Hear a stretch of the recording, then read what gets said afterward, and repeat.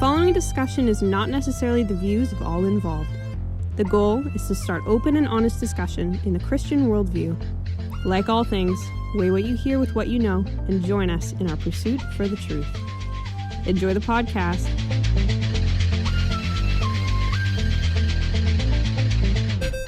I love you, Quebec.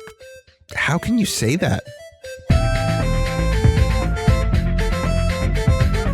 But now we got to transition to making fun of a different group of people. That sounded almost very Minecraft. That did. You call it a masterpiece? Interesting. No, that's Cole, trying. Cole, clip that.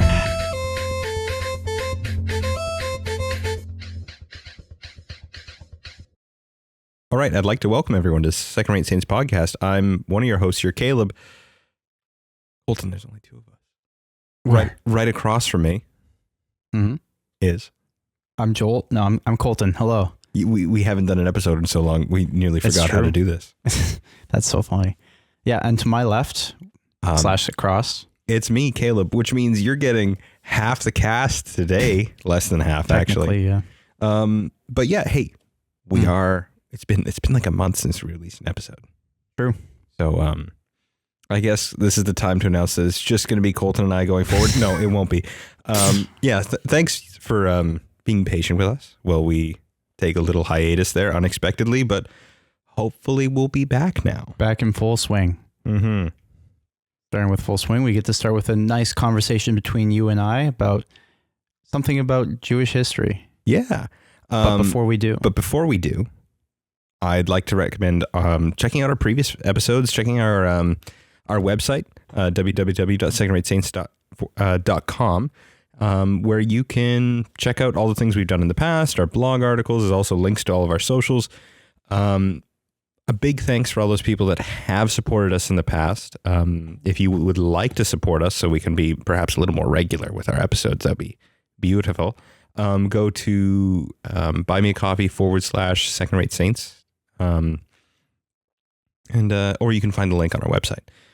Yeah. Or check out our YouTube channel and you'll find links and all that kind of stuff there as well.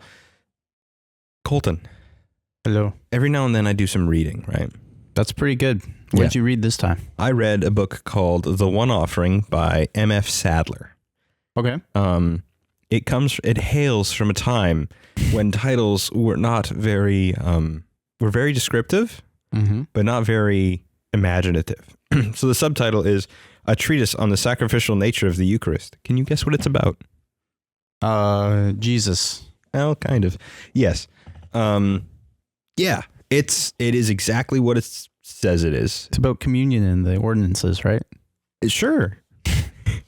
I think you saying sure goes against what you believe, though. No, I guess they are ordained by Christ. I do believe it was ordained. You're the one that's limiting it.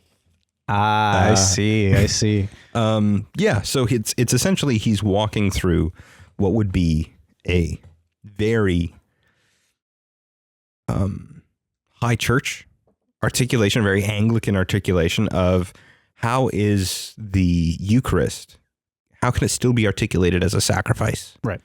Should we ever say that? Is this a Eucharist a sacrifice in any way? And he puts forward several arguments.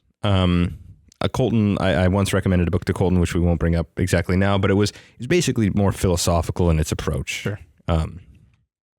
More a rumination on verses about it. Yeah. Whereas M.F. Sadler, M.F. Sadler's approach is far more scriptural here. Yep. He does have an entire section that's like an appendices of just the church fathers. Where he's like, hey, I reference these throughout the book, but that's nice. My argument is scripture. And he puts forward several arguments. I think one of the coolest ones, I'll mention this and then we can move on because I don't want to, he puts through several positions. You know how things in the Old Testament are meant to prefigure what came in the New. We're fulfilled in Christ, sure. Right? So that includes many aspects of the law, such as the sacrificial system. Everybody. The priesthood, the nation of Israel. Yeah. Yep. The sacrificial system was meant to prefigure Christ's own sacrifice, right? Yep. Absolutely. And so he lays out how is this done? And he shows that in the Old Testament you have the kind of sacrifice is categorized into 4 sections or movements, really. You have the intention, like presentation, like the presentation of this is the animal I'm going to sacrifice. So the intention, this is the purpose, right? Or allocation, really. The allocation of this thing is for this, right? Okay. And then you actually have the slaying of the animal or the sacrifice. And then you have the presentation of the slain animal to God, right? Sometimes it's entirely burnt up. Sometimes part of it is. Yep. And then common throughout them, although not exclusively in all of them, is the actual consumption of what was slain. And the consumption aspect is built off of like how when 2 parties came to an agreement and were reconciled, they would eat. They would have a meal to show the peace that has now been wrought between the 2 parties. Thus, that aspect is shown in the Old Testament sacrificial system. Okay. And so he overlays this onto, well, how should we look at the Eucharist then? He would say that the intention, right, the allocation aspect is articulated when in Christ's words of institution, where he's like, this is my body, right? Broken for you. This is my blood of the cup of the new covenant, shed for you. Obviously, the actual slaying of the sacrifice is his crucifixion. Yep. However, the latter 2... Or the foundations of the world. Yeah. The latter 2 are where things get interesting. Sure. Because Christ does not present as a sacrifice in the temple and then like, that's it. But instead, as Hebrews articulates, like, he goes and he presents himself now and is right now presenting himself as the sacrifice and as the high priest. Yeah. Yeah. Right now in the heavenly places, right? And so, well, then where's the 4th bit of the sacrifice? Clearly, the Eucharist is the place to articulate where that has been fulfilled. Sure. Cool. Whatever. And then when you combine that with a more robust understanding of amnesis, what that word memory means, and he argues that memory or that memorial representation throughout Scripture is actually only ever directed towards God. It's like you are bringing up something in remembrance to God. Okay. So he articulates that, and then essentially says Christ is presenting himself as the slain sacrifice in heaven, and in the Eucharist, we are also presenting Christ as the slain sacrifice in a memorial to God. What is happening, what Christ is doing in heaven is mirrored here on earth, much like the Old Testament tabernacle temple. Agree. Yeah. Yeah. And so it was awesome. It was so cool. It's such an interesting way to approach Eucharistic theology that I haven't seen before. I kind of wish I saw it in that previous book. So if then the question becomes, is that what Eucharist is? Is that 4th aspect? Not just that. Obviously, it's more than that. Is it that 4th aspect? Is that what it's supposed to represent mainly, chiefly? Well, he would say it's not just represents, like that's the function. It is the meal that helps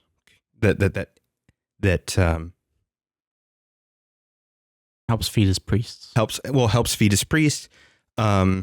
Shows that they have communion with God, that they're like in right relationship again, right? And all that kind of stuff. And that's one aspect of that he's going through in the book. It's actually a relatively small book. Yeah, it doesn't look that big. It's like 140 pages, 150 pages. Smaller than I thought. Okay. It is from 1870 something. Okay. So reprints like this is a modern reprint. The English is rough because it's clearly a computer scanned it and then digitized the letters. And every now and then there'll be a 6 instead of a D. And it's like, oh, it's that. What? They just scanned it. Yeah. And then a computer digitized it. So if you can find an older print, that'd be better. But the reprints are pretty cheap. And also it's public domain now. Okay.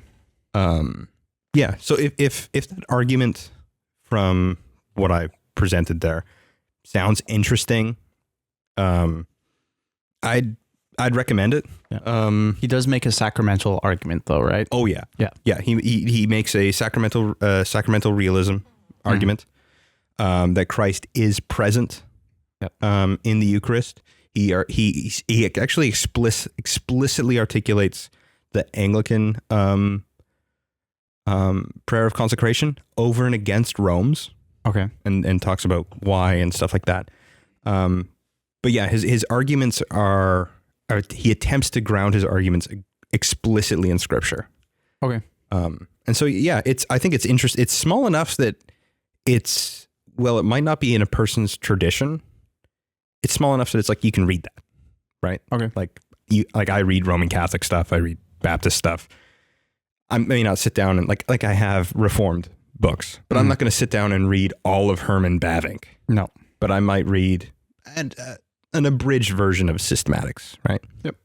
Stuff like that. Okay. Where I think it's small enough that, it may not be a person's, like, that's their tradition, that's what their belief on the Eucharist. It's small enough that it's like, you can pick that up and read it. And I'm certain even if you're, like, say you're like me and you're more low church, there's definitely truth about the Eucharist in that book. Sure. And I think it will certain aspects, even if you drop a lot of the things that he says, there will be certain aspects that will enrich your view. 100%. And I think it's worth it for that. All Christians have a strong and deep love for communion / Eucharist. Yeah. Absolutely. Yeah. I'd give it like a 4.5 out of 5. Okay. I think it's near perfect for what it does. 0.5? I saved 5.5 for, I saved 5.5, that the highest recommendation for books that I would recommend to any audience at any time. Okay. So like Mere Christianity.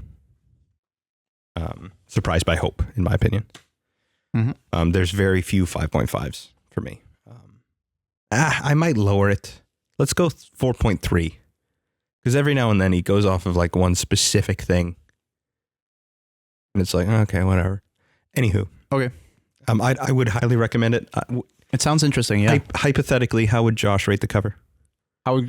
Here's the thing.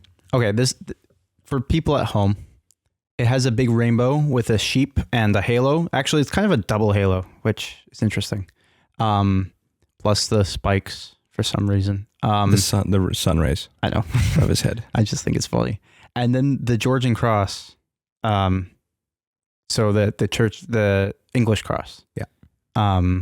I don't actually know if that's the thing going on there because it's sideways, because it's up. I don't know. Well, it's a banner. What was it called? A standard, not a flag. I don't know if that's actually the Georgian, like if that's meant to stand in for the Church of England. I would assume it's to stand for England as a whole, but it's got the right colors. Yeah. It could not be. If it is standing for England, it's very funny. I think he would give it a down because of that. Yeah. I think he'd give it a 4. You never know with Josh. I know. Might even just he would either say this is a 1 or a 4 and nothing in between. I like reading it and then all of a sudden it's just incoherent because there's a bunch of letters. There's a bunch of numbers in the middle of a word and you're like, what? What is this supposed to mean? Most of the time it's easy. Like instead of redemption, it'll have redemption with it'll a 3 have like in an E instead of an R at the beginning. Redemption. And it's like, okay. I think that's how they pronounce it in Dutch, right? Redemption. Redemption. Anyways, there's my Dutch joke for the day. Oh man. Probably a couple more in there somewhere. We'll make it work. But now we got to transition to making fun of a different group of people. That's right, Christians. Just kidding. We're not making fun of anybody. We are going to do I think this is going to be a fun conversation because oftentimes people don't. This topic is kind of gate kept, not intentionally. You think so?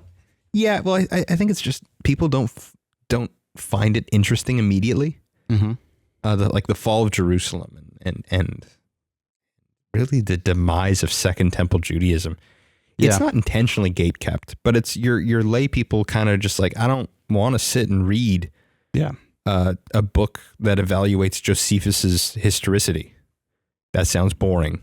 And so really, it is very interesting though. In my opinion, it's very funny because he's clearly very biased, but whether or not he's telling the truth or not. Anyway, we'll get into it. Yeah. So there's a couple things that do make this whole discussion interesting. Christianity, like Christianity gets to escape a couple of awkward questions with the destruction of the temple. Mm-hmm. Christianity gets to escape the idea that are there sacrifices still going on if Christ is the one and only sacrifice? Yep. Hinting, pun intended to the previous conversation. That's so funny. There's the connection. Yes. And like Acts seems to mention that there's priests serving at the temple that do believe. Yep.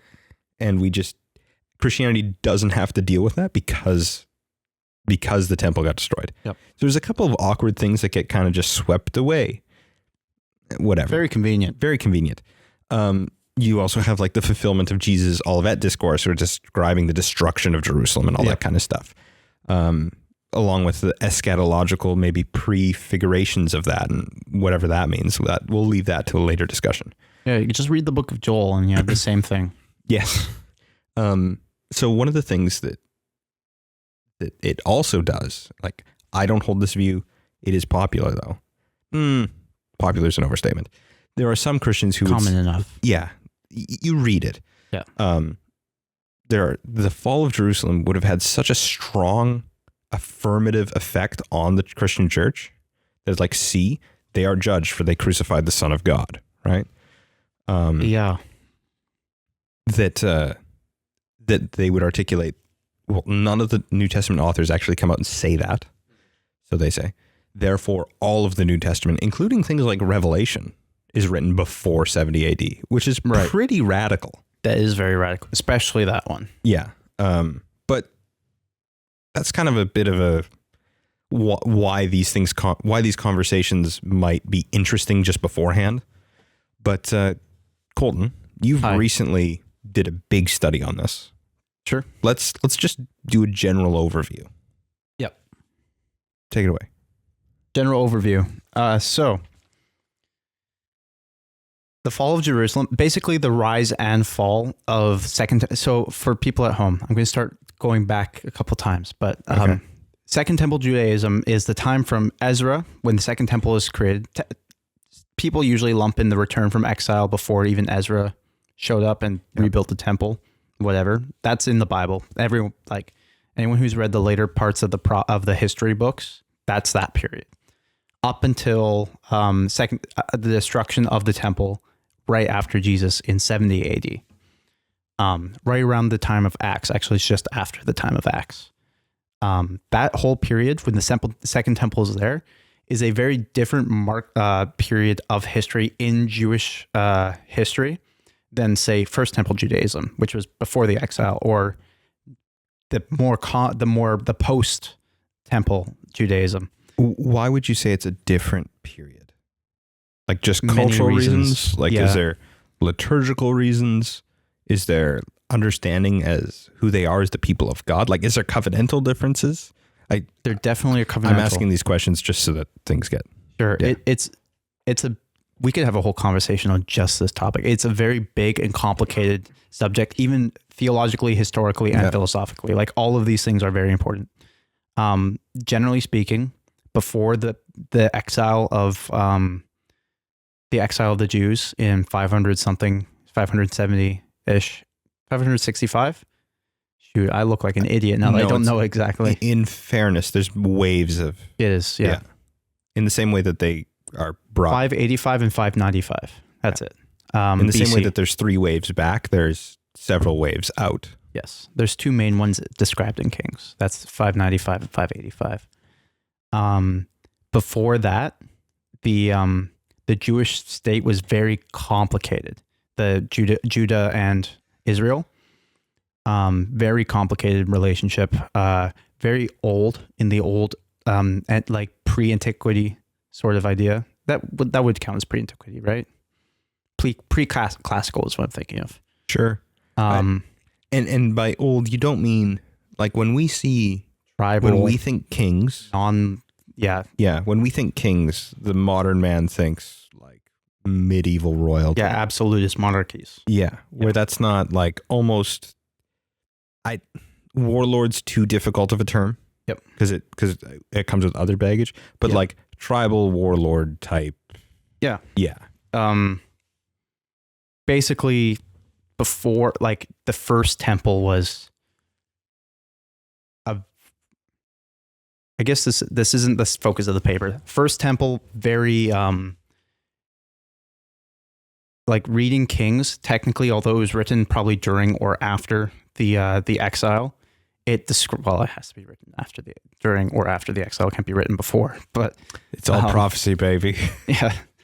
Just like John's gospel. John the Baptist wrote it. It's very specific on dates and years and stuff like that. And people. God works in mysterious ways. Oh, yeah, there you go. And it's just discovered randomly on the North American continent. Anyway, no. Anyways, First Temple, there's this kind of more Aaronic priesthood, the Davidic kings, all that is that's the center of the Judaism. Then the exile happens. They go, what happened? Mm-hmm. What in the world just happened? Weren't we the chosen people of God? And then there's this remnant theology sort of idea coming back of when they come back in waves after the exile, 70 years later, roughly. There's this idea of what does it mean to now be back in the land? They didn't do a Joshua and go and conquer every single city state that existed so that they could take the land. And in Joshua's case, they didn't get every single one, but they kind of just went to Jerusalem, the surrounding area, and then had to live with all of the different ethnicities that already lived there. Yeah. And that's what Ezra and Nehemiah is about mostly. That and them recentering their picture in with that world. Now, before we get into like the origins of the movement and all that, you're absolutely right. Like there's a shift between like this almost vassal kingdom theology that they had of in the Old Testament, right? And their understanding of their relationship with God through the law and the promises and all that kind of stuff, and that gets shattered apart in their expectation and all the things. And then you have, Isaiah that's talking about this new and greater exodus, just how it was previously, but this one's even going to be more. God's going to come back with his people, and it's going to be even bigger and better and greater. And then it's just kind of like the exile happens, and it's like a whimper. Yep. Like a barely, and it's like they didn't come back like with Joshua. It's not. Yep. They came back in waves in small groups at first. Yeah. Yeah. And it's like hardly is it even better. It's less glamorous than the first exile. Yeah. So by a lot. Like there's several authors. Oof. That sounded almost very Minecraft. That did. Several authors, I think what I've come across is nobody does this better than N.T. Wright. In the book, it's in multiple of his books. I'm forgetting what it is. I think it's called The Climax of Covenant or something like that. Okay. But his major like magnum opus series of The Question of God and Christianity or something like that. In his book, The Jesus and the Victory of God and the Resurrection of the Son of God, that series. I'm forgetting the question. In the New Testament, the people of God, which is volume 1, he lays this out explicitly. Like there's this expectation. There's like the rising messianism starts there. Yep. And so with that being the context a little bit, starting in Second Temple. Like the beginning of the Second Temple, rebuilding the Second Temple. Do you mind walking us through how do we get from Ezra and Nehemiah to like there's several things we have to go through before we get to fall of Jerusalem by Titus. So a couple overview things before we even talk about like some specifics. So Ezra especially comes and reforms a lot. That's what the book of Ezra is about, is him talking about how he reformed the state, how he rebuilt the temple, and the sort of reforms that were put in place. Doesn't go over everything that actually happened in history, because then you get into more specific arguments over like, did he create the scribe class, or was he just part of the scribe class that already existed? Or did the scribes gain power afterwards that then become basically the monastic center of the religious Jews, piety? And they maybe have been the one that steered a lot of the religious direction of the church of Israel during that time. Proto-church, sort of. Gets complicated, but yeah, like whether or not that's the case. But essentially, Ezra comes in, reforms a bunch.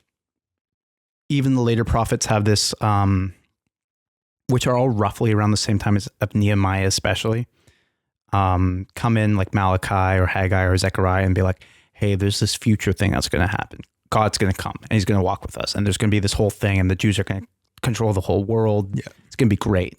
That's what Daniel promised, that kind of stuff. They don't say that specifically. Why can't I think of the book?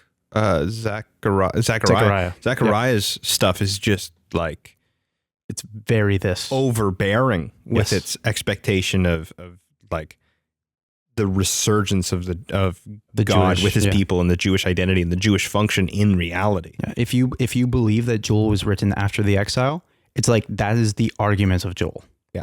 I think it was before the exile, but that's a different book for a different day. I don't think I have an opinion on that. I think it makes the most sense. We'll get into a different day. I love the book of Joel, by the way. You should read the book of Joel and study it a little bit. It's fascinating. Whatever your opinion is, I'll take the other, okay? Well, I'm supposed to be a contrarian here. Yeah, well, this is what happens when you take an opinion first. You know what? That's fair. Yeah, essentially, they have this expectation of a future earthly kingdom. We see that all throughout like Acts, especially. That's what Peter talks about with the people. He's like, hey, you're expecting this coming kingdom to come? Well, it's come. It's here. He's come. Yes. And however, it's through Jesus. It's not the way you expect. Yes. That is the argument. That's also the argument of, well, most of the Gospels, but especially I think Luke. Luke, really? I mean, it is Matthew as well. Okay, I would say Matthew would be my go-to, but I think Matthew's is more about the prophecy aspect of it, whereas I think Luke is more about the look, there's this expectation. There's expectation among the people. Oh, wasn't like that actually. Oh wait. Oh, actually, that is the king. Luke does have a massive subversion narrative. Yes. So I think so, at least. That aspect of subverting the kingdom. It's not the main aspect of Luke, but I do think he builds it up purposefully in that way to then, quote unquote, subvert. I think Matthew attempts not to subvert. Well, not to subvert it, but it shows this is basically what it was from the beginning. Yeah, he doesn't attempt to just say, "Look at the subversion." It is the fulfillment. Yeah, yeah, and look how it was through all of these ways. Yeah. And so there's this growing expectation. By the time of Jesus, obviously it's massive. By the time of after Jesus, right before the fall of Jerusalem, it's overwhelming. Mm-hmm. It's not the only thing that caused it, but there's a good argument to be made that the people who caused the revolt in Jerusalem, that caused Rome to come and destroy Jerusalem, they were hoping for a messianic figure to come. Yeah. And with the Sicarii specifically, we'll get into it. Can I ask you a question? Yes. Do you think that there was part of the plan was to make it or break it moment for God? He's either going to... Literally, yes. Yeah.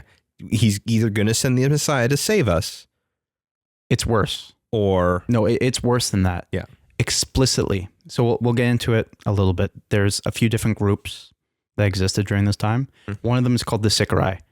They explicitly felt that they, and so did the Zealots a little bit, they explicitly felt that they were literally forcing God to bring the Messiah now.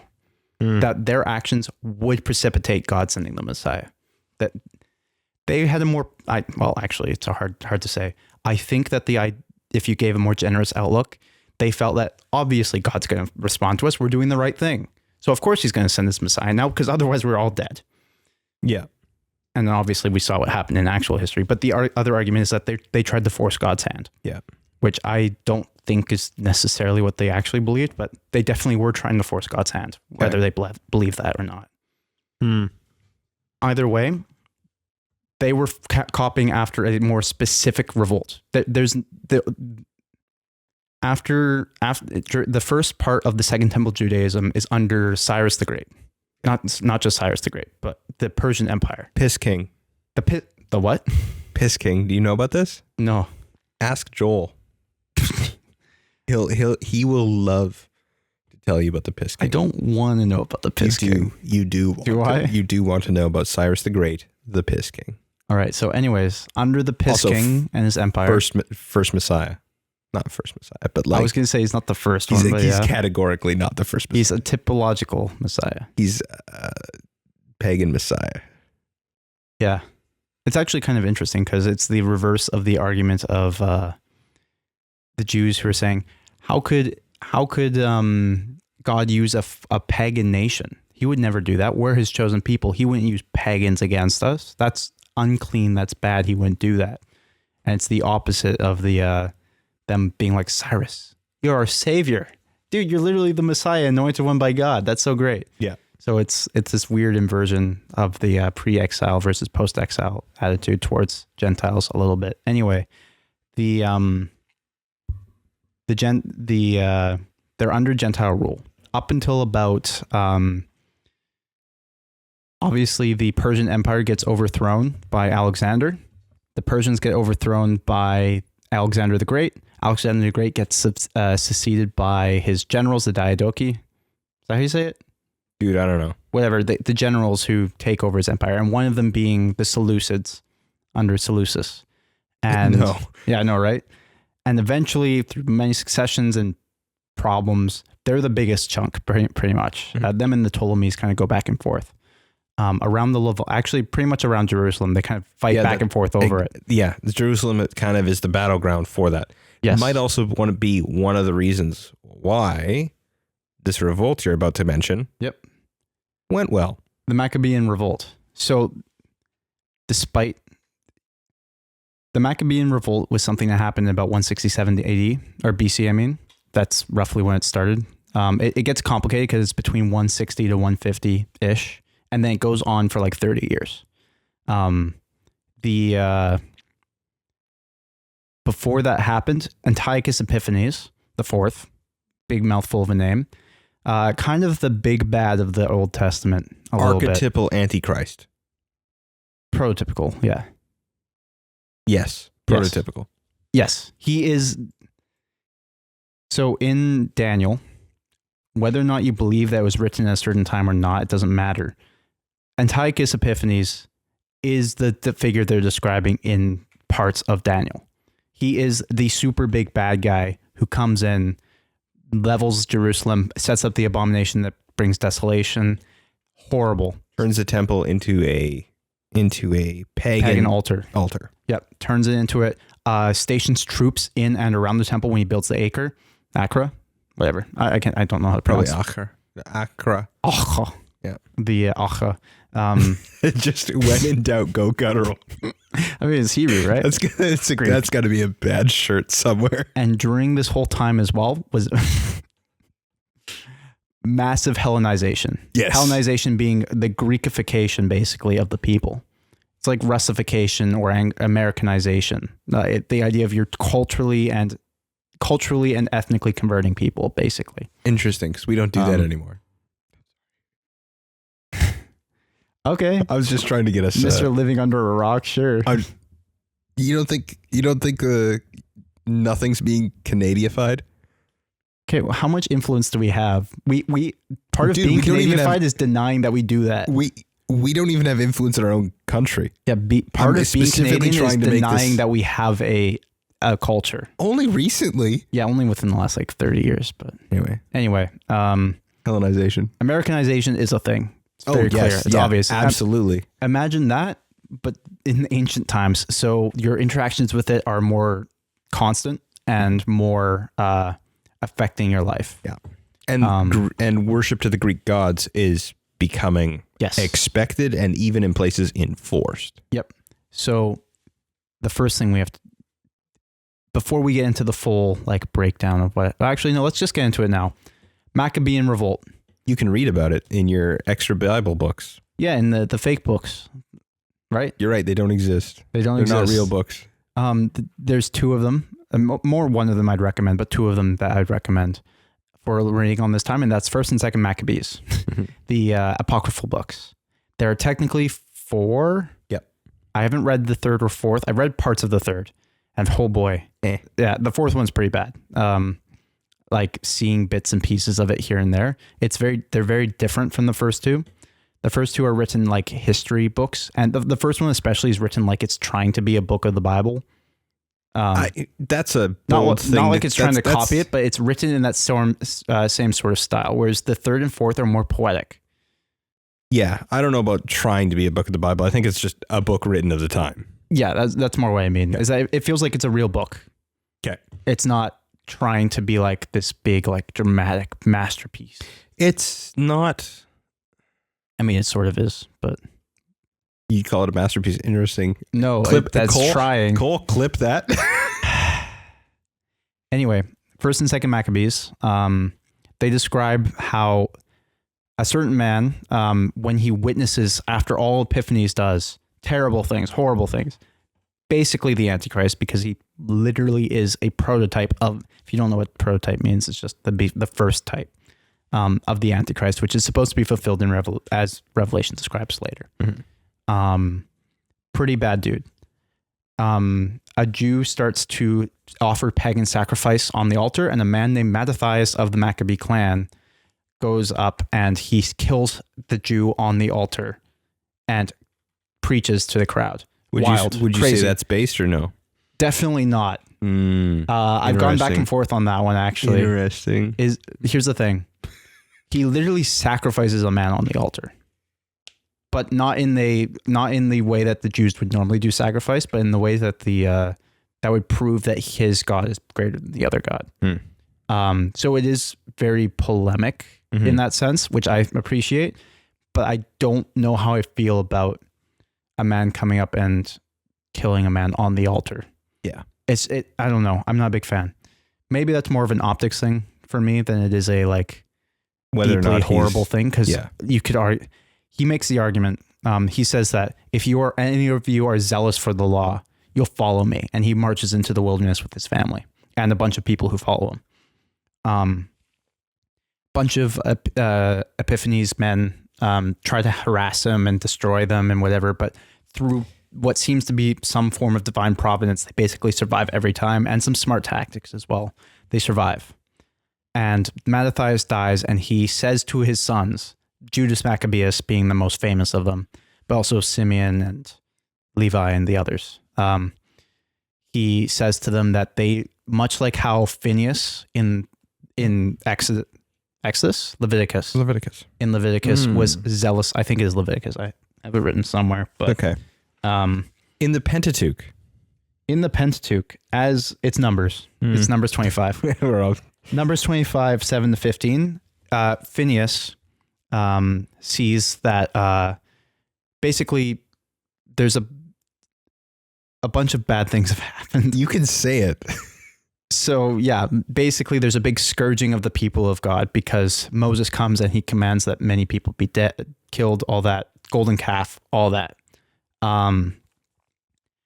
During the big chaos that happens during that time, Phineas is a man and he sees I think he's a Levite specifically. Yes, he is.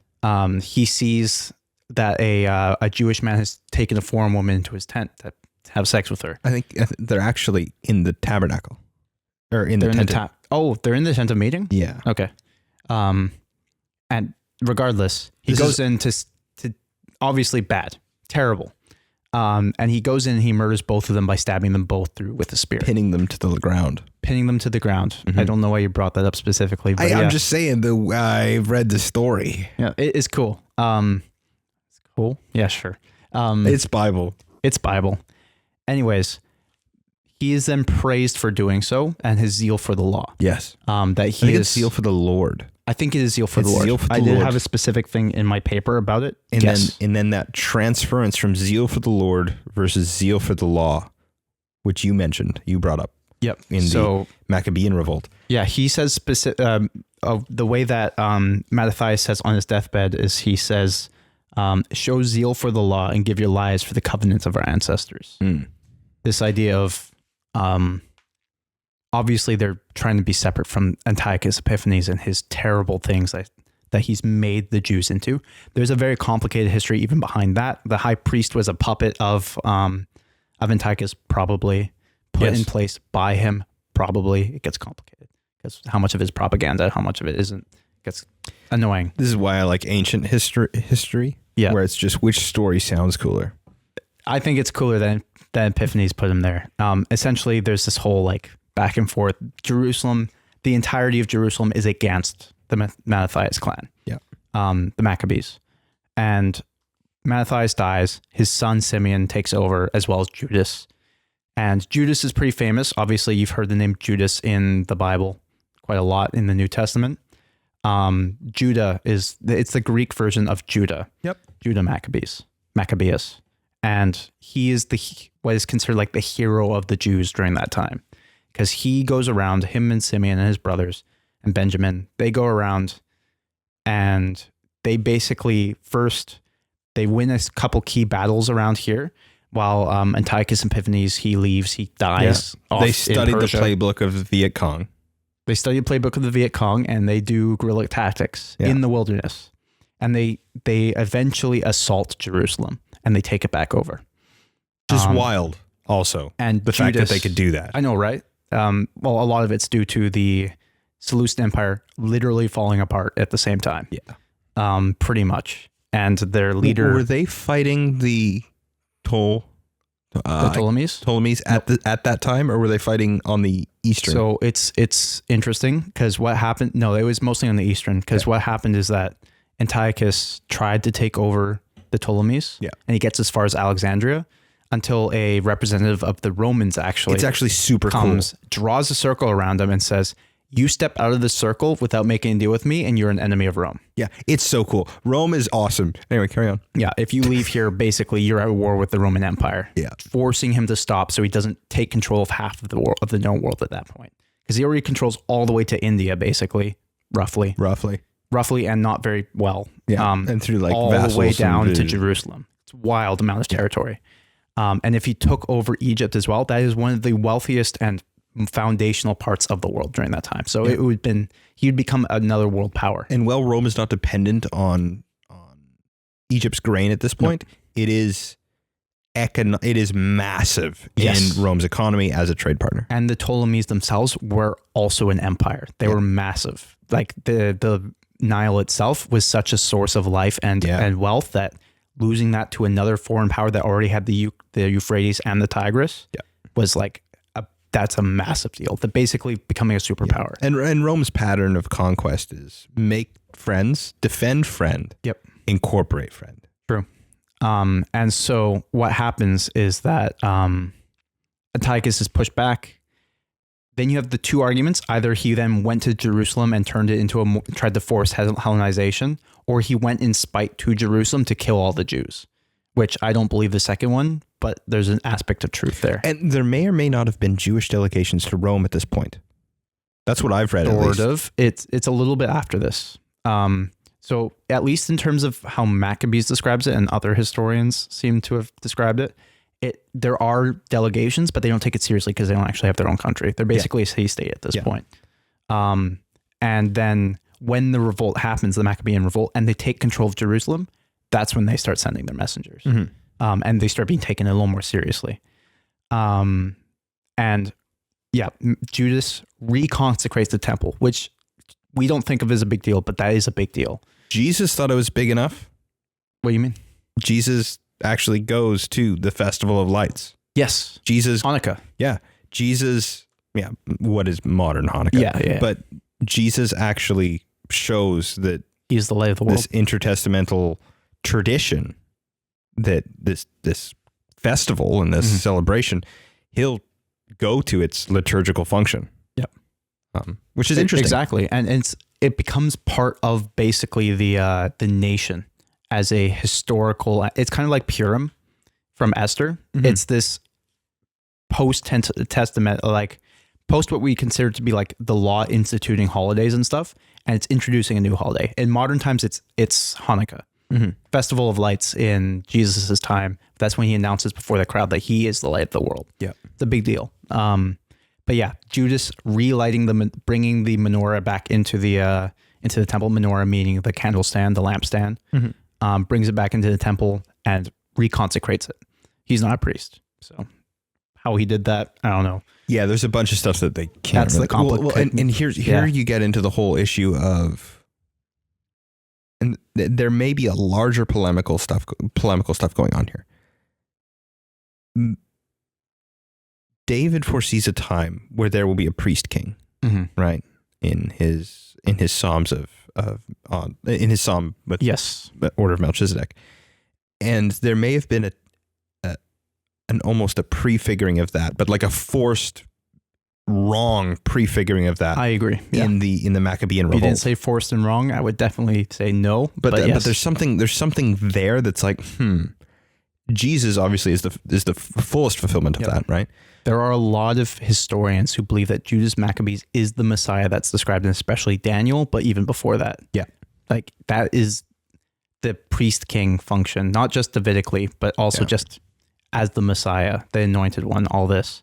That'd be cool if it worked, but it didn't. It sort of works. It's just, I don't think anybody in history agrees that Judas Maccabees is a good person or his conquests were 100% just. He does a lot of genocide. So yeah, one of the things after they control Jerusalem, they do kind of back and forth pass it between them and the Seleucids for a bit until eventually they secure enough and then they conquer other cities around and establish enough of the base that they can have enough wealth they can send to Rome to secure an alliance. Once they secure alliance with Rome, it's basically over at that point. Yeah. The Seleucids can't do anything against them. Well, and like I mentioned earlier, Rome's pattern of taking over in the late stage republic. Late stage republic. Was make friend, defend friend, incorporate friend. Yep. It worked really well. Yes. It worked really well. Almost as good as conquest. You're right. I mean, both, they work to different extents because the conquested land didn't last nearly as long a lot of the time. Sometimes it did. Depends how you look at it. Like really old, yes. Depends really how you late, look at it.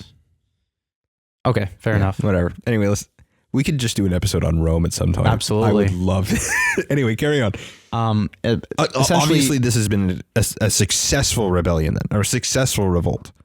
Yeah, they actually succeed, surprisingly. Again, what seems to be against the odds, the Seleucids are one of the strongest empires during this time, allegedly. They were waning at this point. Even Antiochus Epiphanes, despite what Daniel says as being like this one that rises up and stuff like that, as the great, doesn't say he's the greatest of kings, but rather he makes himself greater than the rest of the kings, kind of thing. Antiochus is not in charge of a very powerful empire. At that point, he's basically constantly putting down revolts and they are fracturing at the seams. But is he the strongest of the Alexandrian splinters? I would say the Ptolemies are the strongest until about the wars between them, especially the later wars. Okay. There's like 100 of them. So the Ptolemies are also waning a bit, and then they get incorporated into Rome. This is why Cleopatra was Greek, not Egyptian. Anyway, carry on. People call this Seleucid Empire the Syrian Empire, because calling it the Seleucid Empire is basically naming after the general and not after the Syrians. They were Syrians. But their higher class was Greek. Yes. They were very Hellenistic. Yeah. Very, very Hellenistic, and their royalty and their nobility, that's the word that I'm looking for, was Greek in background. Yep. And huge, massive empire. Mm-hmm. Very influential, very wealthy. However, it kind of had the same problem that a lot of France, when it had its massive empire, is that it was constantly having to upkeep and it couldn't afford it. And back then also there was the issue of if you wanted to put down a rebellion, you had to literally go as a king yourself, usually, or at least you had to send a general strong enough to do it. Yeah, and a loyal general, which was hard. Which is more the problem, yeah. During this time, that was not so easy to find. And so basically the empire is waning. Jerusalem manages to make its existence. It's kind of the same reason why they managed to make their existence in the first place. Is that the Bronze Age collapse happened, and that's roughly around the same time that Solomon is the king. Mm-hmm. And so he gets to take advantage of every other empire around him collapsing. Whereas this one, he is Roman. Judas Maccabee, or not Judas. I think Benjamin at this point, because Judas dies. Yeah, but he's kind of playing on all sides of the Ptolemies, the Seleucids, and then Rome kind of comes in as this safeguard. Yep. They are friends. Especially first Maccabees is like, guys, Rome is like our best friends. They're the greatest thing ever. There's whole poems, or not poems, like syllogisms on how great they are. And let's be real. compared to almost every other empire up to that point, Rome is seen as like the peacemakers. But there's this a bit of like rule by iron fist. But if you're beside the iron fist, not on the receiving end, it's great. Yep. It's good that you're on this side of the fist, not that side of the fist. Yeah. And the Seleucids were threatened a few times after they kept trying to border raid into whatever. And that rivalry between Rome and the Seleucids, which would then become the Sassanids, actually continued for like centuries, like long into when Christianity had become when they become the Parthians, they kind of it becomes complicated. Yeah, but like those fault lines, those imperial fault lines, that continues. Yep. Yeah. Syria itself and the main center of like Damascus and Aleppo and the main centers that they were operating out of, they obviously get incorporated into Rome eventually. But Parthia, the Persian part of the Seleucid Empire, stays independent until the fall of Rome. Yeah. Until basically the Mongols. Muslims. It gets and the Muslims. It gets complicated. Anyway, what happens during this revolt is that Judas Maccabeus, and not just him, but his brothers as well, they forcibly remove all of the Hellenized Greek Jews out and the Gentiles. Mm-hmm. Gentiles becomes Hellenized Jews. It's not like they get rid of the Hellen, because everybody at that point is basically Hellenized to some degree. Yeah. It's just they get rid of the ones who are worshiping the foreign gods, that kind of thing. So they basically do a purge by get rid of the land. We mean kill or kick out. Okay. An ethnic cleansing of some kind. And so it's essentially a genocide. It is described very positively in the books. Well, it would be. Obviously, yeah, because the idea is that they're cleansing the land much like how Joshua did. Yeah. I don't think it was as justified, and they definitely did it in the wrong ways, because sometimes they didn't do it when it was advantageous, and sometimes they did. Mm-hmm. Essentially, they become free. They become the Hasmonean dynasty. They become a succession of kings that are actually technically truly independent from foreign powers for the first time, pretty much since Solomon. But it's the exile specifically. I don't know. I think after Solomon, you still have some independent kings. Yeah, it gets a little complicated because they declare a lot of allegiance to the other powers around them. Just not they treat it like it's equal powers, but it's probably not. Like whether or not they're subservient to Egypt at all. Oh, you're right. It is not Solomon, but it would be not later, too long after him. Yeah. Regardless, they become the technically independent state backed by Rome. Yeah. So at that point, like how independent are they? It doesn't matter. But they succeed. They survive for a while, and by a while I mean like 90 years max, until they get basically forcibly integrated into the Roman Empire by Herod the Great. Mm-hmm. Now, I will admit the rise of the Herods is not something I know too much about. And so I wanted to ask you, do you, like, when Herod the Great took over, mm-hmm. he is a Edomian. He's an Edomite. Yeah. Who is maybe half Jewish. Yeah. Maybe, probably, but maybe. It is funny that finally Esau gets the birthright. That's the thing. He does, doesn't he? Anyway. So Herod the Great, pretty famous for being super great. And by great, I mean he built a lot of things. That's what most people who are called great are named after. Yeah. Well, unless you're... No. Yeah.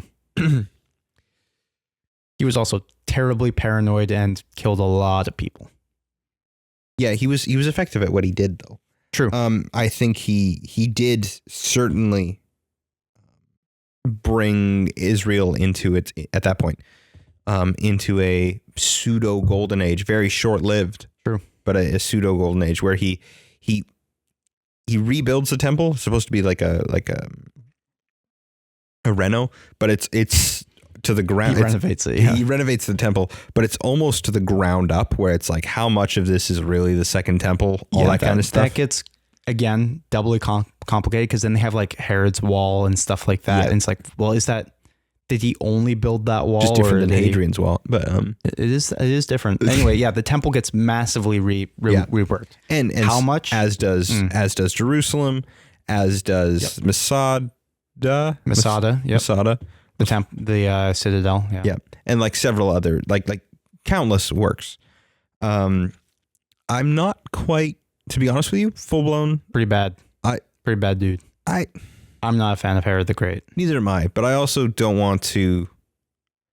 I don't want to put too much expectation out of somebody who's not even a Jew.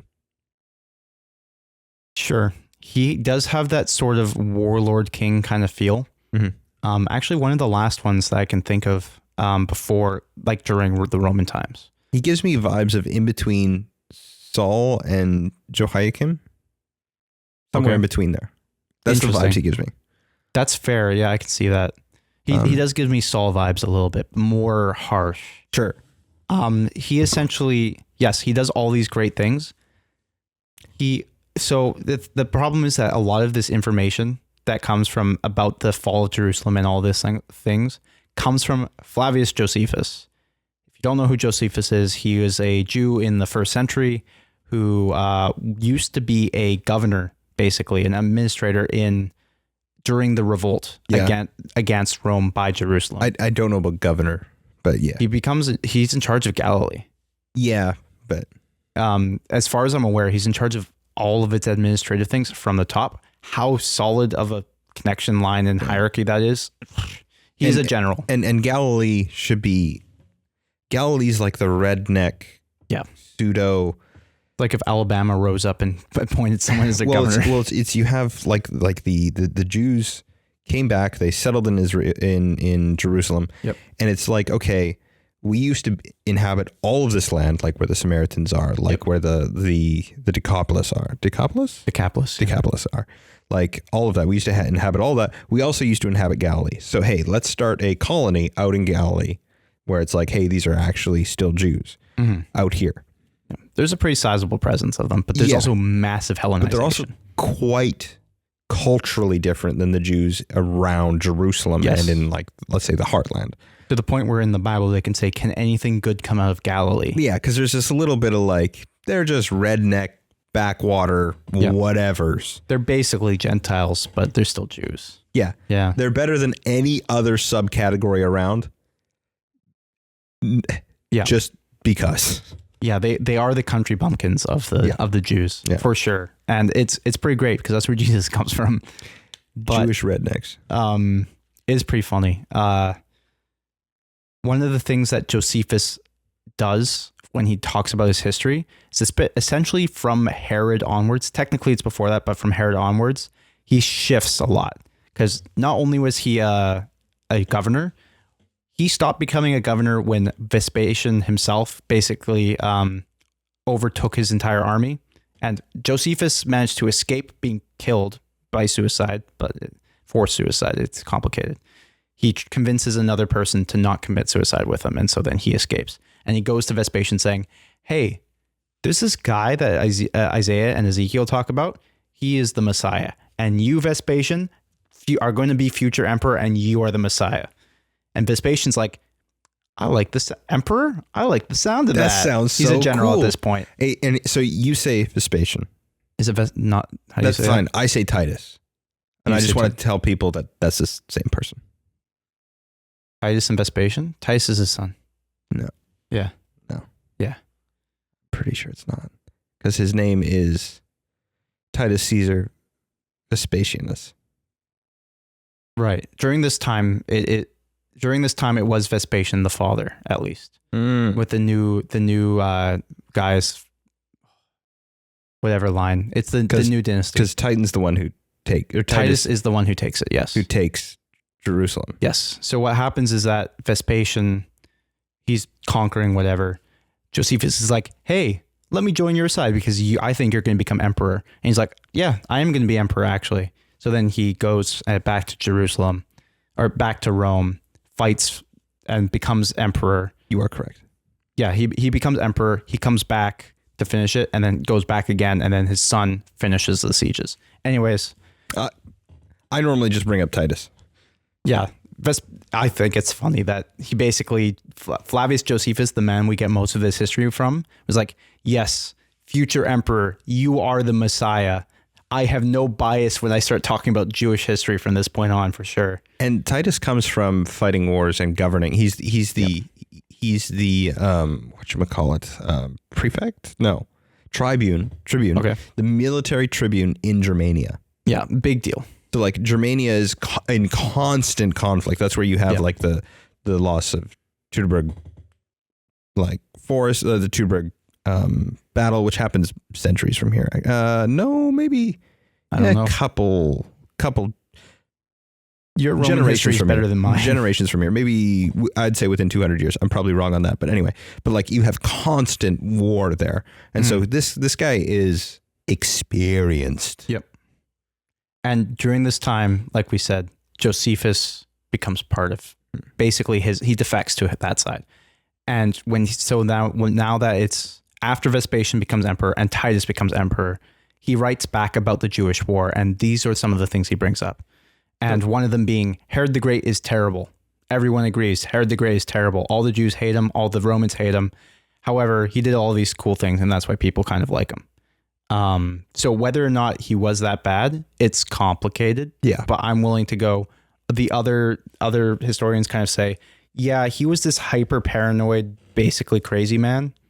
But in his early years, he was so strong and so powerful and so charismatic that he managed to. And he ruled with such an iron fist that he managed to unify the country, basically, now into the new dynasty, the Herods, rather than the Hasmoneans. Obviously Jesus comes before Josephus. Yes. Right. The whole Christian thing happens. Yes. The Jews at that point, like expectation Messiah, you have like that things are broiling up, yes. right? And then things boil open into this open revolt. Yep. Now, the Jews have had an open revolt in the past. How are they connecting that the open revolt post Christ to the one of the Maccabees? You know what? That's a good question. The main reason why is because there's this new philosophy that starts to spring up. Once Herod takes control, there's sort of this occupying kind of identity that the Jews have. And under Herod, this is part of the reason why I say Herod wasn't so great, and he probably was a lot worse than we think. There's pretty much no actual revolts during Herod's reign at all. No big ones, at least. They don't exist. At least we don't have much record of them. Once he dies, though, and the territory of Judea is split into three: Judea, Caesarea. There's another word for it. Essentially, the northwestern part of Israel and Judea, the southern part, is split between his three sons: Philip, Archelaus, some other guy I don't know the name of, Gaius, I think, something like that. There's like a million Gaiuses. It sucks. The Archelaus is in charge of Judea, and during his reign, you immediately see massive revolts starting to pop up. Not massive as in like the entire country is about to be subsumed completely, but rather like threatening the stability of the country, though. For sure. There's this thing called brigands. So in my paper, most people refer to the people who overthrew Jerusalem and brought it into complete ruin, that they caused the revolt. That caused the revolt of Jerusalem are normally called the Zealots. Generally, the Zealots. That term doesn't make sense. It's anachronistic. That is a specific group of people during the revolt. However, all of these people probably come from a specific belief system, which is what we're talking about, which is the brigandry, the political unrest that comes from what's called the fourth philosophy.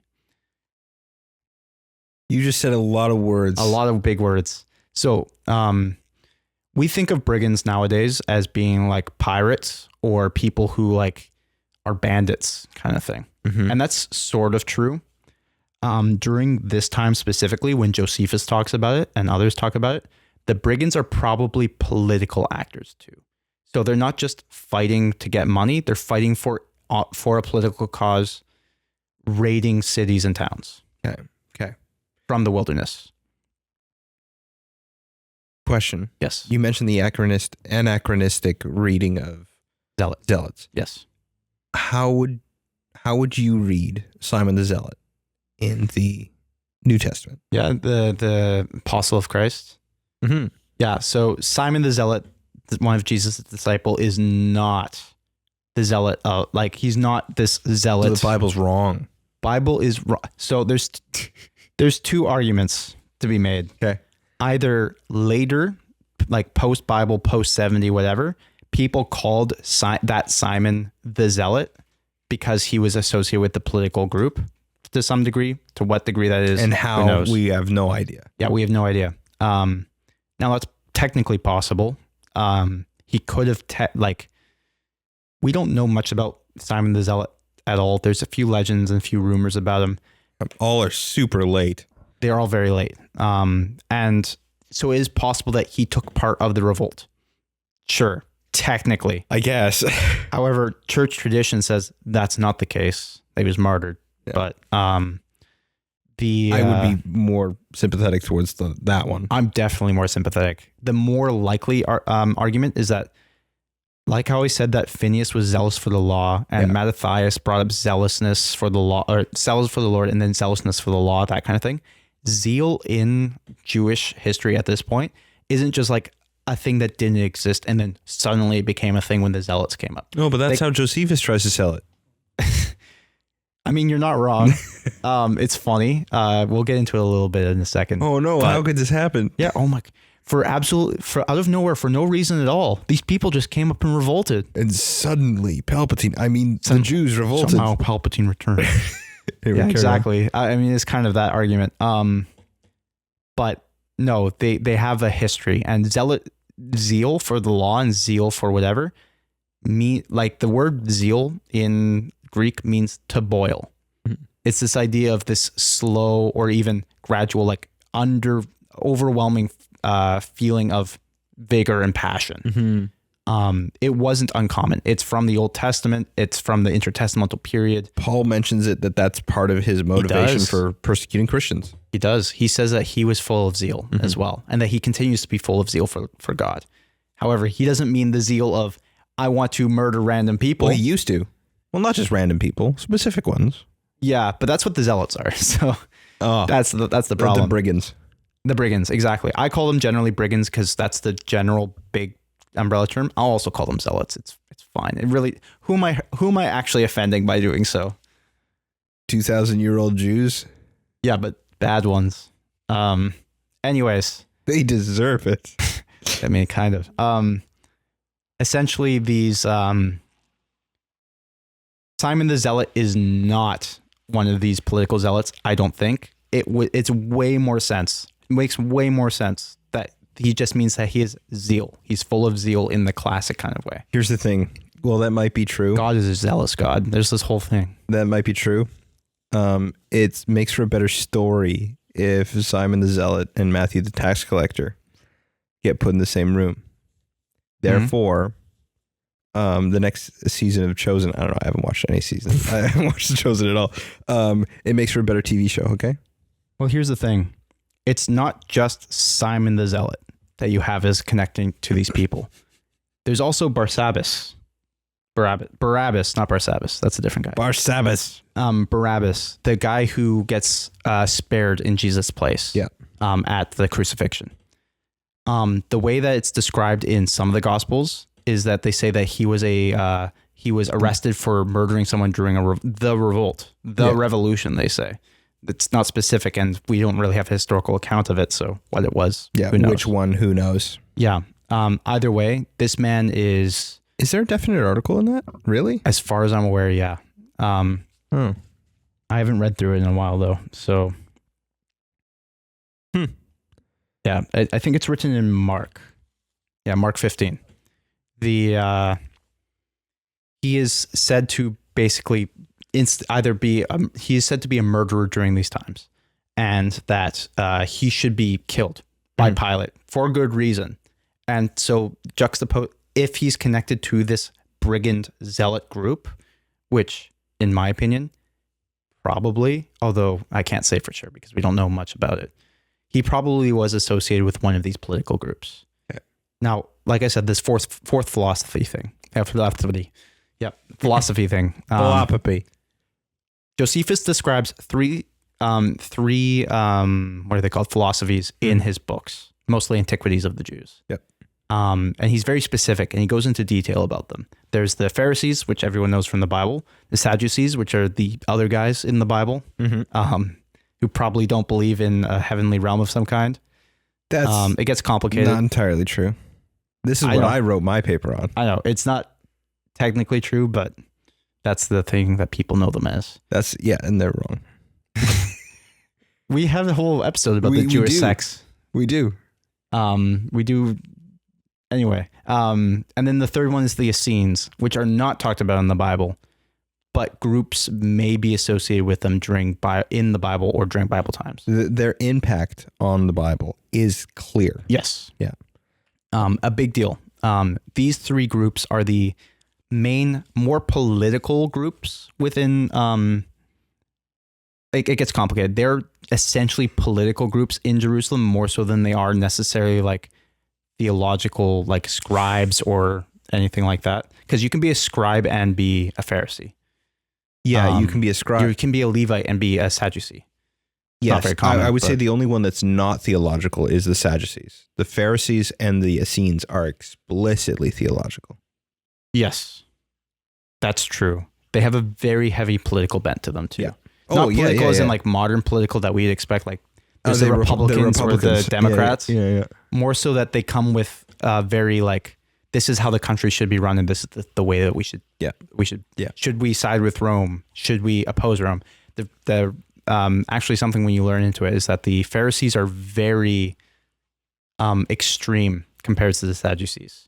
Yes, the Sadducees are actually the I wouldn't call them moderates. I would call them the conservative school in both religion and politics. True, that is true. They are also basically the elite. Like they are. There's a reason they're called the Herodians. Yeah. Is that they tended to side with the political things of Rome, which the Pharisees despised. Yeah, and that's one of the reasons they opposed them so it's strongly. not clear if you had to be part of the elite to be that's true. A Sadducee. It's just many Sadducees were part of the elite. Yep. And a lot of the high priest and high priest families. Yeah. It's the lower priests and Levites and stuff like that, and general scribes, lower scribes and stuff, and rabbis that tended to be Pharisees. Then you have the Essenes, which kind of go out and do their own thing in the wilderness. Jewish Hutterites. Essentially, yeah. They're basically like super heavily pious monastery people. Monks? Yeah. Monastery people. Monastery people. No. And they live out in the wilderness. But they have like an eschatological, massive eschatological framework which justifies their Jewish innovations and all that kind of stuff. Yes. Innovations is the right word. They're also very extreme. But weird. Yeah, it's very true. Just in a different way. Where the Pharisees were sort of like modern, like, I guess, activists, like political activists for the people. Very Pharisees. And then you have the Pharisees, which are the slightly extreme group. And then you have the fourth philosophy, which isn't defined. It's only called the fourth philosophy. Is the Pharisees, but turned up to 11, basically, is the argument from Josephus. So the idea being, while the Pharisees tended to be very eschatological, they take that to like the nth degree. While the Pharisees are very like generally anti-Rome. So you said Pharisees both times.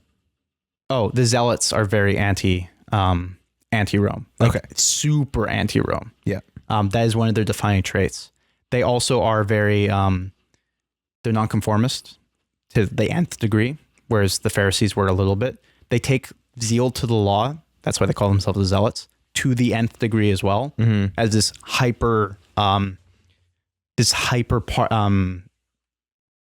important part of their belief. Yeah. What? Yeah, I mean, that motivates Christ's critique of them, where it's like, hey, you adherence to the law, you value it so heavily that you end up building extra laws just to make sure that you don't break the one. And yeah. The philosophy puts forward a paradigm specifically of no Lord but God. Yeah. No Lord but God, meaning one of two things. Either it means that God is the only ruler they'll have, so they're either radical anarchists or not theocracy. No, harsh. No, like not even a ruling class. These people are crazy. Or I hope that's the intro. Or if they do believe what they say they believe, it's like trying to return to like a very pre-Gentile rule of Israel, it would probably mean no Gentile Lord but God. No one who is even like any Hellenistic, even though they're Hellenized too, but like no Hellenistic, just pure Jews. Because they're writing in Greek. They are, they are writing. Exactly. They are affected by the culture for sure, but they're very anti that stuff, very anti-Hellenist, and they get their influence from the Maccabees. Right. So they exist mostly in the wilderness. They believe in going out into the wilderness. It gets complicated. They go out specifically from cities. That's the idea of the brigands, and why it's a little complicated. Is Josephus describing just random groups of people who seem to be attacking, or does he not want to call Jews these crazy people who live in the wilderness? And actually, there's quite a lot of them. That kind of thing. Sounds like the latter. I think it's the latter, although we can't know for sure. And essentially, they go out in the wilderness, just like Mattathias did when he sacrificed that Jew on the altar. They try to read the Viet Cong playbook again. They do. They do pretty good at it, actually. They go out into the wilderness. They try to cleanse Israel and Judea specifically of any what's it called? Gentile influence. So Hellenite. They take it to different extremes. Either it's not paying taxes, or it's literally killing people in broad daylight because they are associated with Rome in some way, or they're just Jews who are in the way. Like it gets wild. Now, is there a main figure? There is. Is there a main figure before the open revolt? Yes. So 6 AD. This is not too long after Quintinius's census, which is described in the Bible around Jesus's time when he's born. It's in Luke that he says that they went to Bethlehem for the census specifically, so that he could be counted in his hometown. Whether or not that's true or whatever, how that works and what does that mean, and that's a more complicated answer, but that is roughly this time. And during this time, there's a man named Judas of Galilee. Where's he from? Not Galilee. Okay, cool. You don't have to explain it. Just keep going. It's Judas of Gamala is where he's actually from. Probably. It's complicated. But he teams up with a man named Zadok the Pharisee. And they do this thing where they go... Zadok? It could be Zadok. I don't know. Okay. I thought it was Zadok. Okay. Because they are up in Zadok. Zadok. Maybe that's a little more relevant than I thought. Oh man, that was a little on the nose. He rose up in revolt against Rome.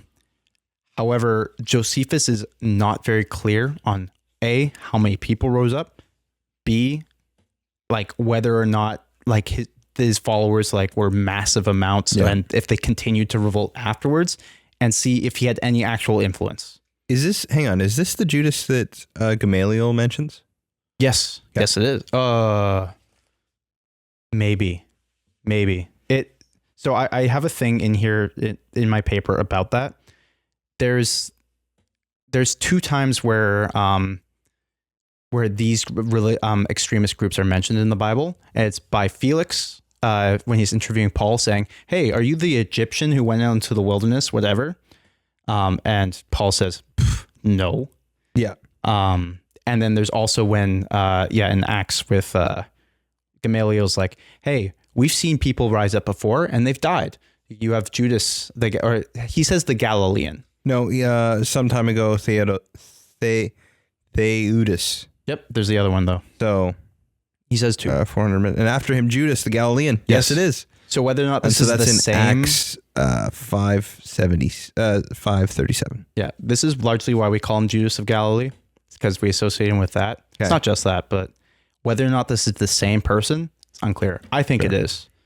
Basically, Gamaliel's argument is they rose up and then they died and they went away. See this Jesus guy and his people? Same thing's going to happen to them. And if for whatever reason, years later, and if for whatever reason we're wrong, you don't want to be on the other end of that. True. That's his argument. Yes. That's the whole. And what happens if it is God? Yep. Exactly. Yeah. Who are we to? When we went through our Acts series, when we covered that, Fascinating. we did kind of debate on, is Gamaliel leaving the door open there? But anyway, carry on. I think he's just trying to be both sides it. I think it's funny if he leaves the door open. It is funny. I agree. But yeah, Judas of Galilee, he revolts. Again, very unclear when he did it, what that looked like or whatever. However, we do know that his sons kept coming back and his descendants were some of the main people during the revolt. You're talking the full-blown revolt. Yeah, the proper revolt. Post-Christ. Yes, in 70. It's 66 AD, but until 70-ish AD. Probably 71. Also 73. So anyway, probably we're not going to get into the dating. Also it's annoying. 73. Yeah, the actual dating is contested. But no, I'm going to say 70. that's fine. I'll say 72. 72 as well. Yeah, we know that his beliefs and his clan, because he led a clan, much like Matthias led a clan. Whether or not it's his family or not, it probably is, but also just some people who believed him. So he's clearly patterning himself off of the Maccabees. Oh, absolutely. However, his exact beliefs, we don't know anything really.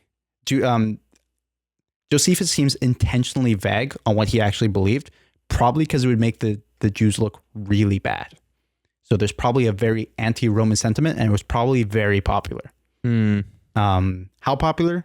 Unknown. That's also why I sort of go towards, this is also right during the reign of Archelaus, after Herod the Great. Herod the Great, really bad. No, I'm just kidding. But Archelaus comes into power. He's a lot weaker of a king than his father was, Herod the Great. And so Judas he revolts basically against them, saying, we need to go march into the wilderness. Do not pay your taxes. Do not become servants of Rome. That kind of thing. And now at this point, Rome takes over the eastern segment, the one that actually borders the ocean.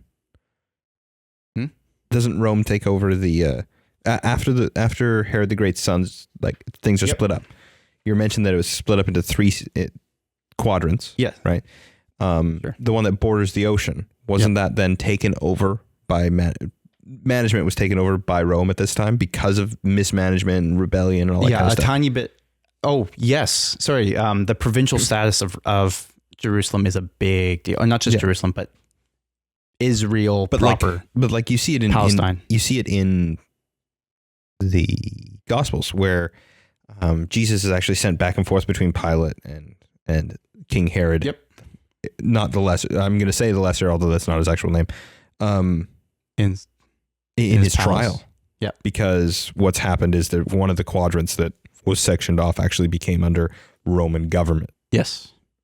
So Rome, after Herod the Great and during his son's rule, take a different approach. Rather than them being Herod being a vassal kingdom of Rome, they fall directly under the Roman system, which lines up with the census pretty well.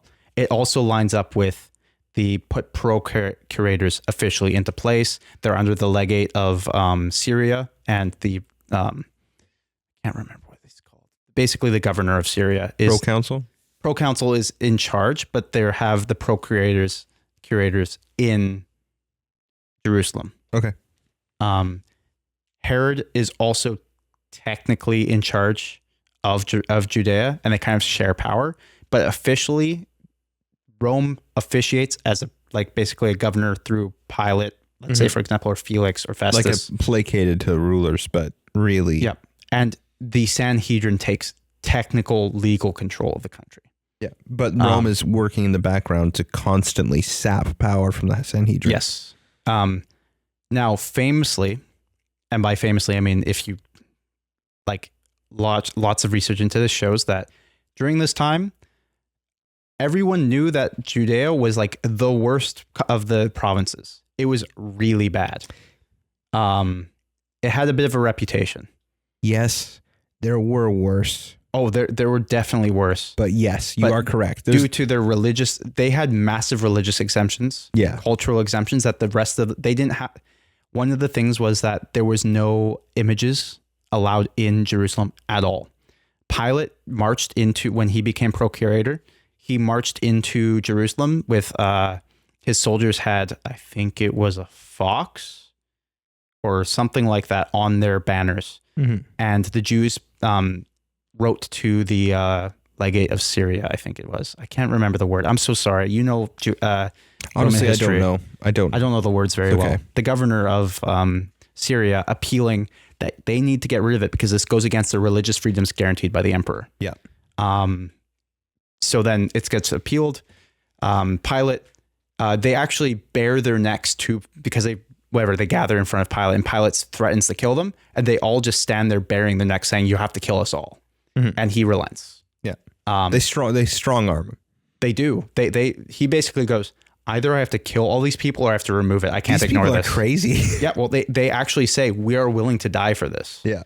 And he goes, all right, I will remove it. It's not that big of a deal. This is a bigger deal to you than I thought. Yeah. If I kill probably hundreds of people gathered in the square, that not only does that look bad, that probably will revoke his status. Well, it will immediately lead into a revolt. Well, that too. Yeah. Just everything would go wrong. So he's forced to remove it. There's no sacrifices in the temple are not allowed to be made to any other gods except for the Yahweh God of the Jews. And so there's these massive cultural and religious freedoms granted. Now, did you know which are constantly overstepped? Yes. At this time also, the Israelites are, it's questionable where the money's coming from, but there are large sacrifices done on behalf of the emperor to Yahweh. That was one of the key stipulations, is that they would make I'm glad you brought this up. This is one of the key parts of it, is that no other sacrifices are allowed to be made as long as the Levites specifically make an offer for him, for the emperor, not to the emperor, for the emperor. For the emperor. Yeah. On behalf of their gods, which actually plays into the larger conquest, theological conquest and religious conquest of Rome's purposeful syncretization. They're trying to syncretize the religion a little bit, and subvert it. Maybe part of Roman theology is Roman pantheistic theology is constantly trying to appeal to the other people's gods to say, we will worship you better. Okay. Don't defend your own people. Don't defend the people that have worshipped you for hundreds of years. Come to us. Come to the Roman pantheon. Look at how virtuous we are, and look at how much we worship our gods. Wouldn't you rather be part of our pantheon? Yeah. Like that's what they would do before they go to war against like Germanic clans and stuff like that. Which is wild.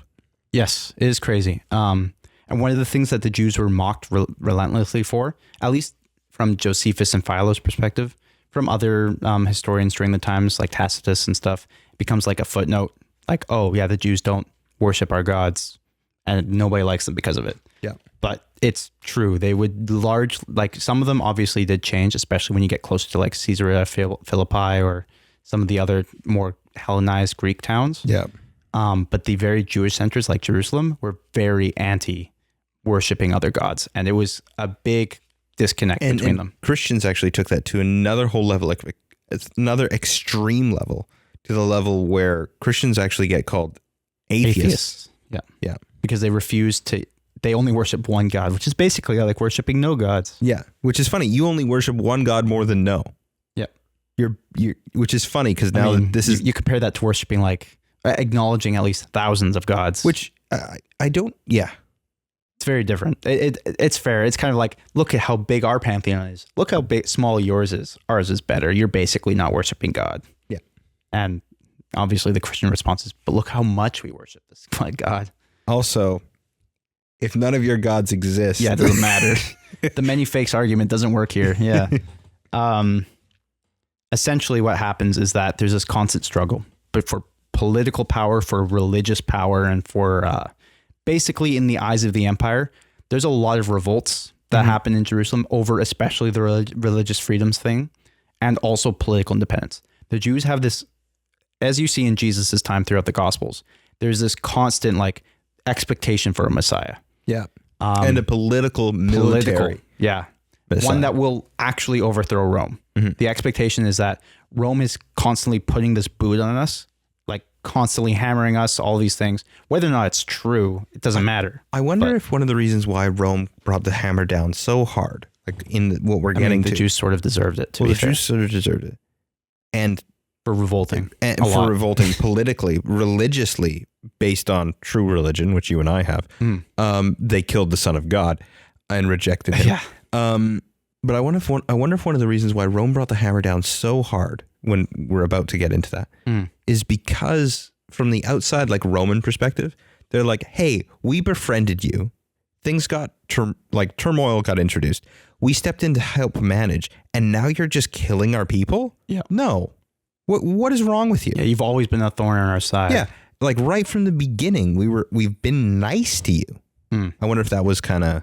That probably was the sentiment of Rome. Probably. I wouldn't doubt it. Of course, the side that they're not mentioning in their retelling of the events is, yeah, we just wanted to integrate you into our empire. Well, that's the thing. Imagine if in Canada, we had a large enough group of people who, despite everything that Canada's done for them, despite all of the different freedoms and things accommodations they've made throughout their country, throughout their empire, and the different levels of religious and ceremonial freedoms they've been given for 100 years. Despite that group of people organizes over, we are going to overthrow you. We hate you. Gentile, get out of our country constantly. And imagine if they were French. I was going to say, I can't believe you hand me this great, this great example on a silver platter. I love you, Quebec, but you got to deal with your hyper nationalist problems. I don't. No, it's hard for me. I like Quebec. I don't like how can you say that? The heavily separatist parts. I don't, because it's the whole Roman Judean problem. They only see the bad in each other, and that's what causes the problem. Nah. So one thing that Judas the Galilean organizes around is this constant struggle, this religious and political oppression, all that kind of thing. Whether or not it's true doesn't matter. This was the massive feeling of the day, which then you get into the complicated things of the Gospels don't talk much about the actual political state of Jerusalem or Judea. Not much. They do a little bit. But the actual Jewish historians that talk about, like Philo, who wasn't there and more of a philosopher than a historian, or Josephus, who also is a philosopher but more of a historian, they're very biased and they don't want the empire to. There's a lot of persecution against the Jews during the time that they're writing. They're trying to harmonize the two people together after the fall of Jerusalem. Yeah. And Josephus specifically leaves out a lot of history. But one of the things we can see from the effects of Judas the Galilean, despite him not talking about it, are a few different political groups that come up. So we've talked about the brigands. There's one more before we talk about the fall of Jerusalem specifically. And that is the Sicarii. It's Sicarii, but Sicarii is what I'm just going to call them. Mm-hmm. The Sicarii, pardon me, the Sicarii are this religious group, specific group. Unlike the other brigands who aren't really given a name until the rise of Jerusalem, the Sicarii are given a specific name and are labeled as being particularly bad. Sicarii in Greek means curved, or Latin, means curved dagger, which probably had to deal with, which probably was a derogatory term associated to them for how they carried out their political extremism, which was they would walk around in broad daylight and stab people in the middle of the streets. Now, we brought this up a little bit with Paul. Yes. When the Egyptian. Yeah. Yep. Yeah. Felix asks Paul, "Hey, are you the Egyptian?" It's just the centurion. Felix is not. I'm pretty sure it's Felix. Right. It's because it's one of the big. So we'll get into Felix's governorship in a second. Okay. As far as I'm aware, this is when Paul is arrested and Felix comes to confront him, and he asks Paul. I have it here somewhere. It's okay.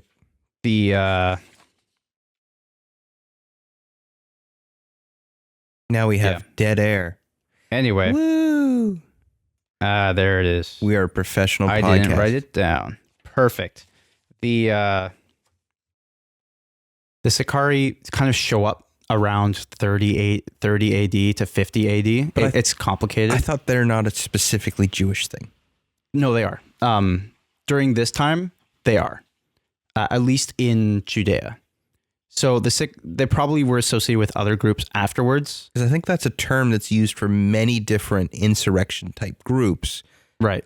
But it has more to do with how that insurrection operates than like that as an organized structure. It might be, at least in terms of Jewish history, it is a specific group. Okay.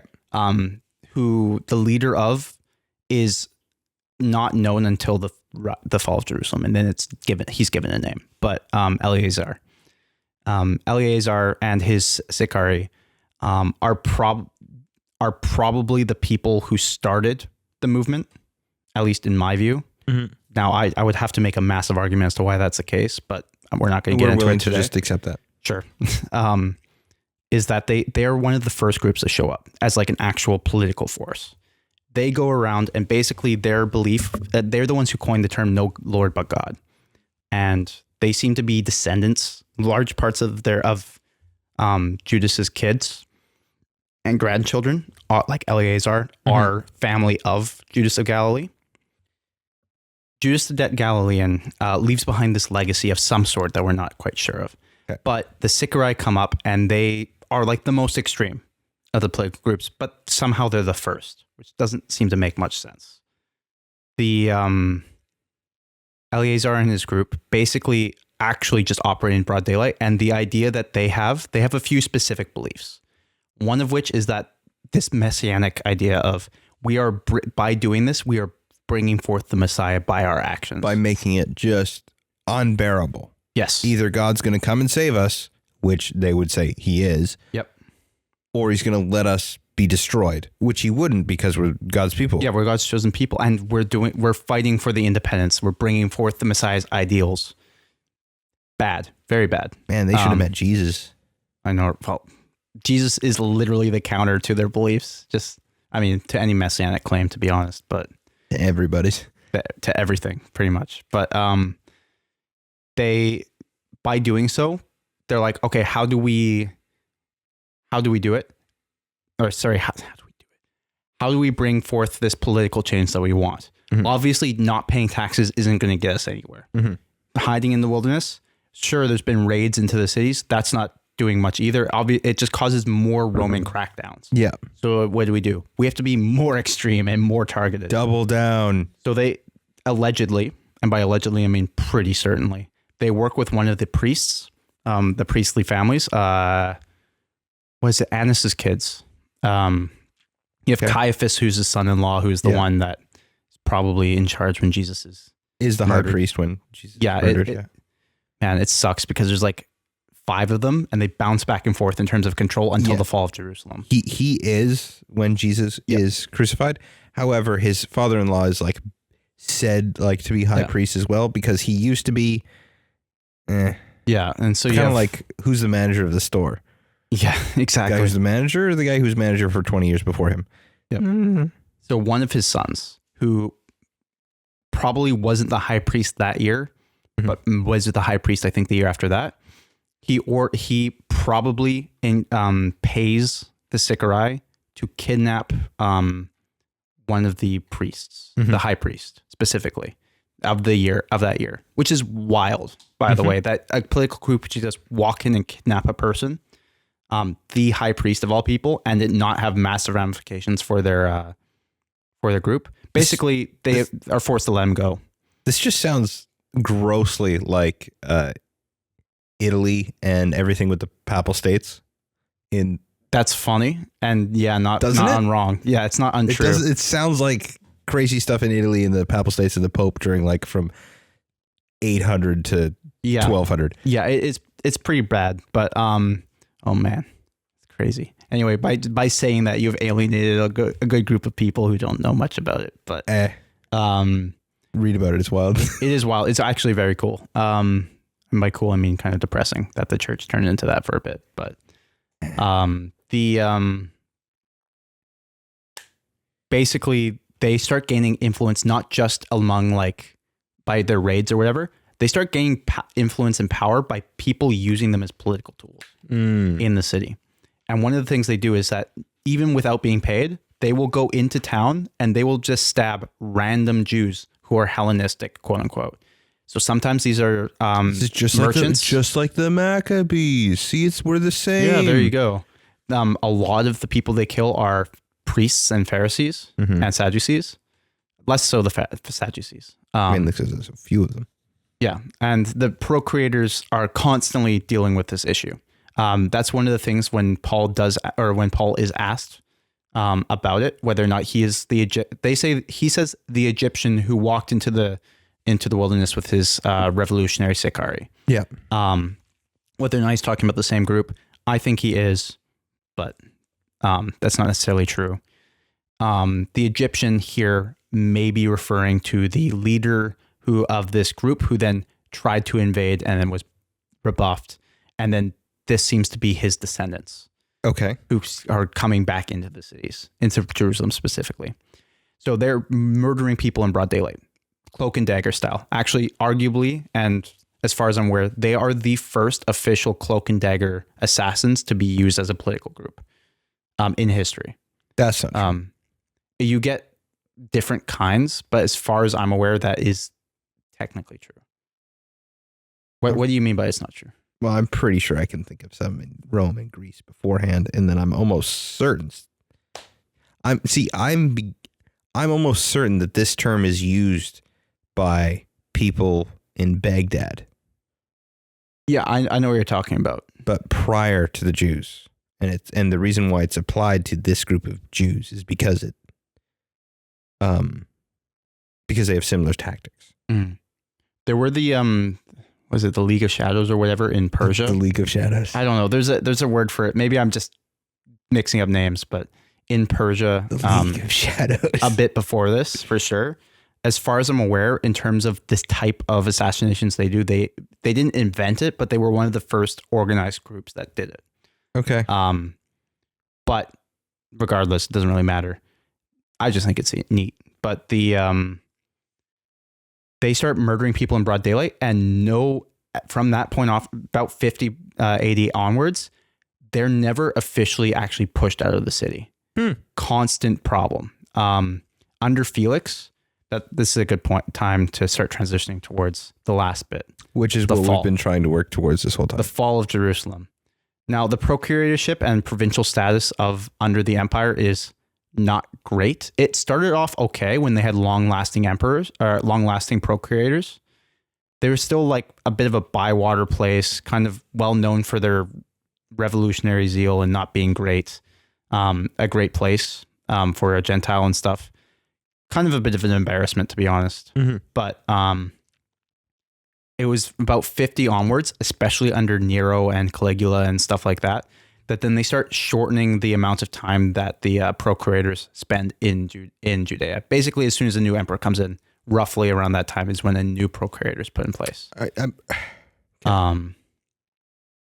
So Claudius, Caligula, puts in someone who lasts only a couple years and then he's replaced. You mean proconsul, right? Do I? Whatever Pilate was. Governor / proconsul. I'm almost certain. I thought it was procurator. You mean like curator? Like procurator? Yeah. I thought, okay. I don't know. Okay. I know very little about actual Roman terms in history. Okay, carry on. But the whatever Pilate was, there's this not constant replacements in like every few months, but every couple of years. And while Pilate and the guy before him, whose name I can't remember, they lasted about 8 to 10 years, and they kind of maintained peace and were able to integrate into the culture enough to be able to understand it and deal with it properly. But as soon as there's this constant replacement, there's this idea of they would come in, they would extract what they could from the country, and then they would leave. And there was this constant, they wouldn't understand the terms, they wouldn't understand the people. They treated it like one of the other provinces in the empire because a lot of them were, there's a certain word for it, but they were all Italian.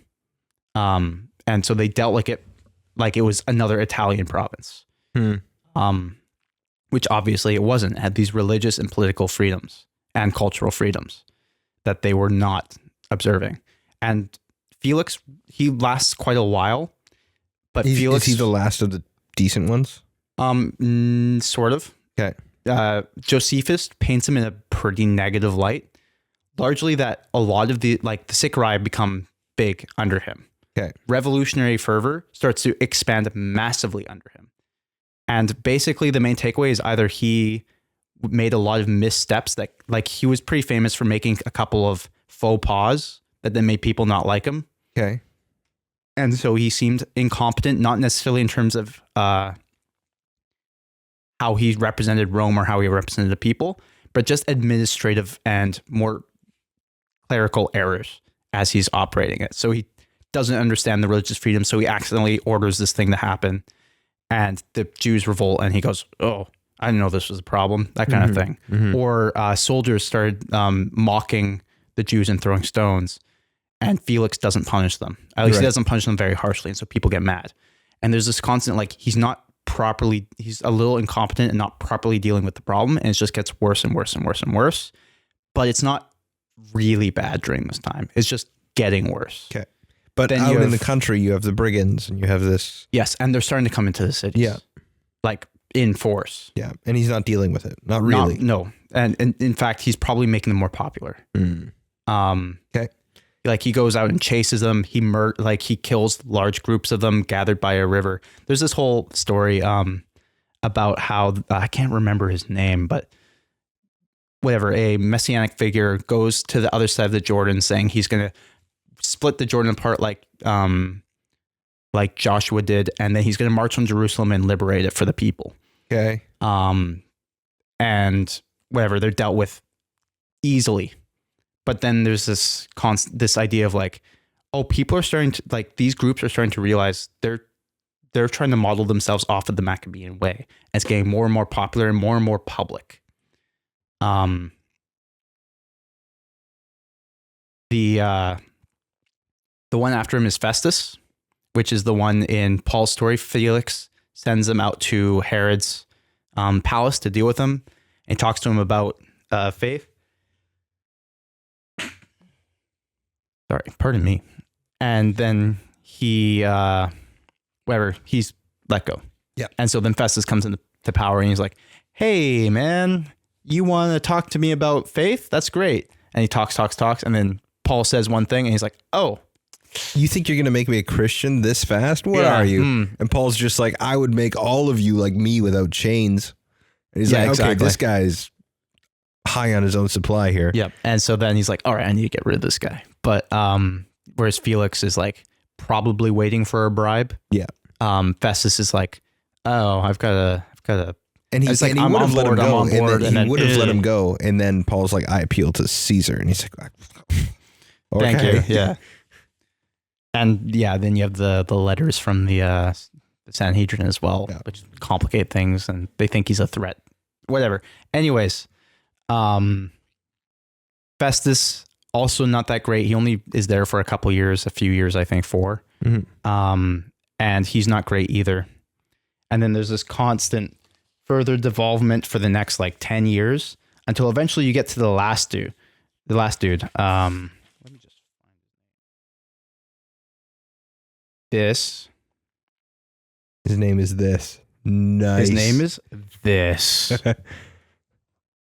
I'm gonna guess it's Quintus Phalus. No.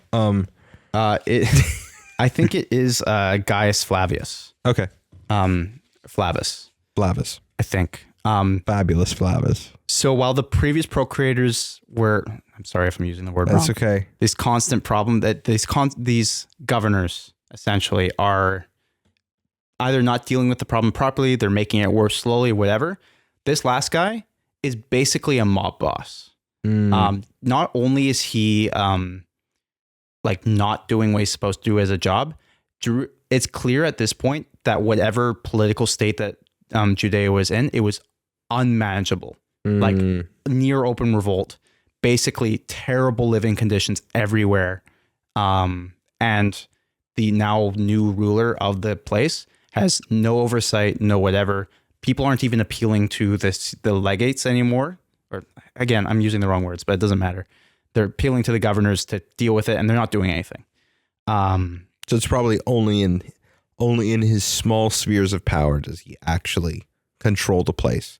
Right now, at that point, it's basically autonomous.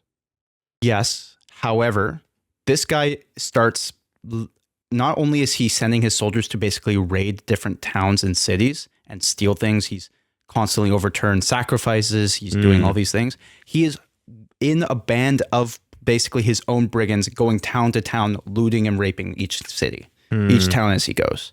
Like actually like terrible. So it's just what was a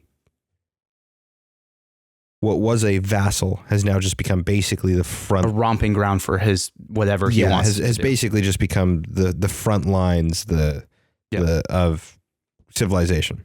Yeah, essentially, and it's such a backwater that the emperorship is in such turmoil that they aren't doing anything about it. Gotcha. So he's doing terrible things.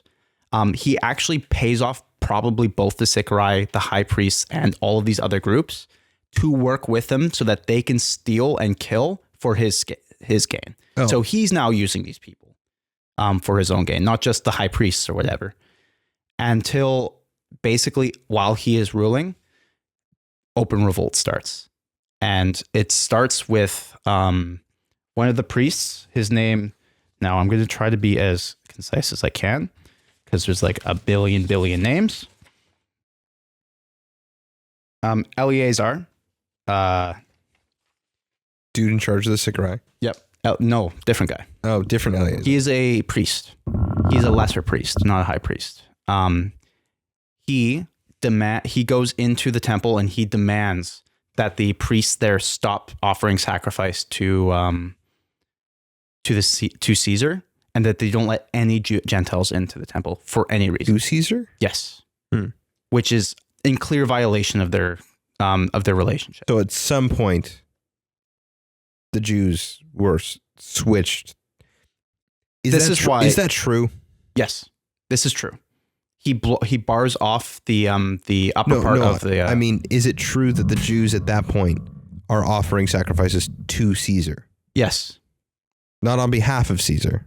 No, sorry, on behalf of Caesar. Okay. Sorry. They to God. Okay. He says you are not allowed to do it, and they go, okay. Whether or not he strong arms them, he uses political whatever, forces it's not them, really known. Yeah. But he forces them to stop, and they do, and they start joining his side and rallying with him, all the lesser priests, and they start overthrowing the high priests, who are basically at this point just pure Herodians or terrible people. Yeah, one of the two. Herod himself is basically he's already in his palace way elsewhere in Caesarea Philippi. And so he's not even here, but he tries to appeal to people, doesn't work. So he has to be evacuated basically of the country. And actually, this is Herod Agrippa II. Yeah. Herod Agrippa tries his best, probably not that competent, whatever. And he is the last surviving of the Herods. But during this time then, different bands of Jews are now coalescing together, and they find and they kill the governor, and he's dead. And at that point, they then start pushing into Syria a little bit as well, and they conquer Galilee and Caesarea, and they basically become independent. Proclaim themselves as independent. Yes, technically they don't offer a formal declaration of war, but in doing these things, it is probably literally a because they don't have a political structure really. No, technically they do. It's a little complicated, and by complicated I mean like almost non-existent. But and so they put Flavius Josephus in charge of Galilee. They put someone else in charge of one of the other areas, and Jerusalem is controlled by the zealots who have now popped up. And Rome's not happy.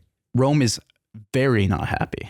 Not only has Jerusalem broken away, they now start being like, we need to get it back. And so they tell Syria to go and send in troops to go and take it back over. Yeah.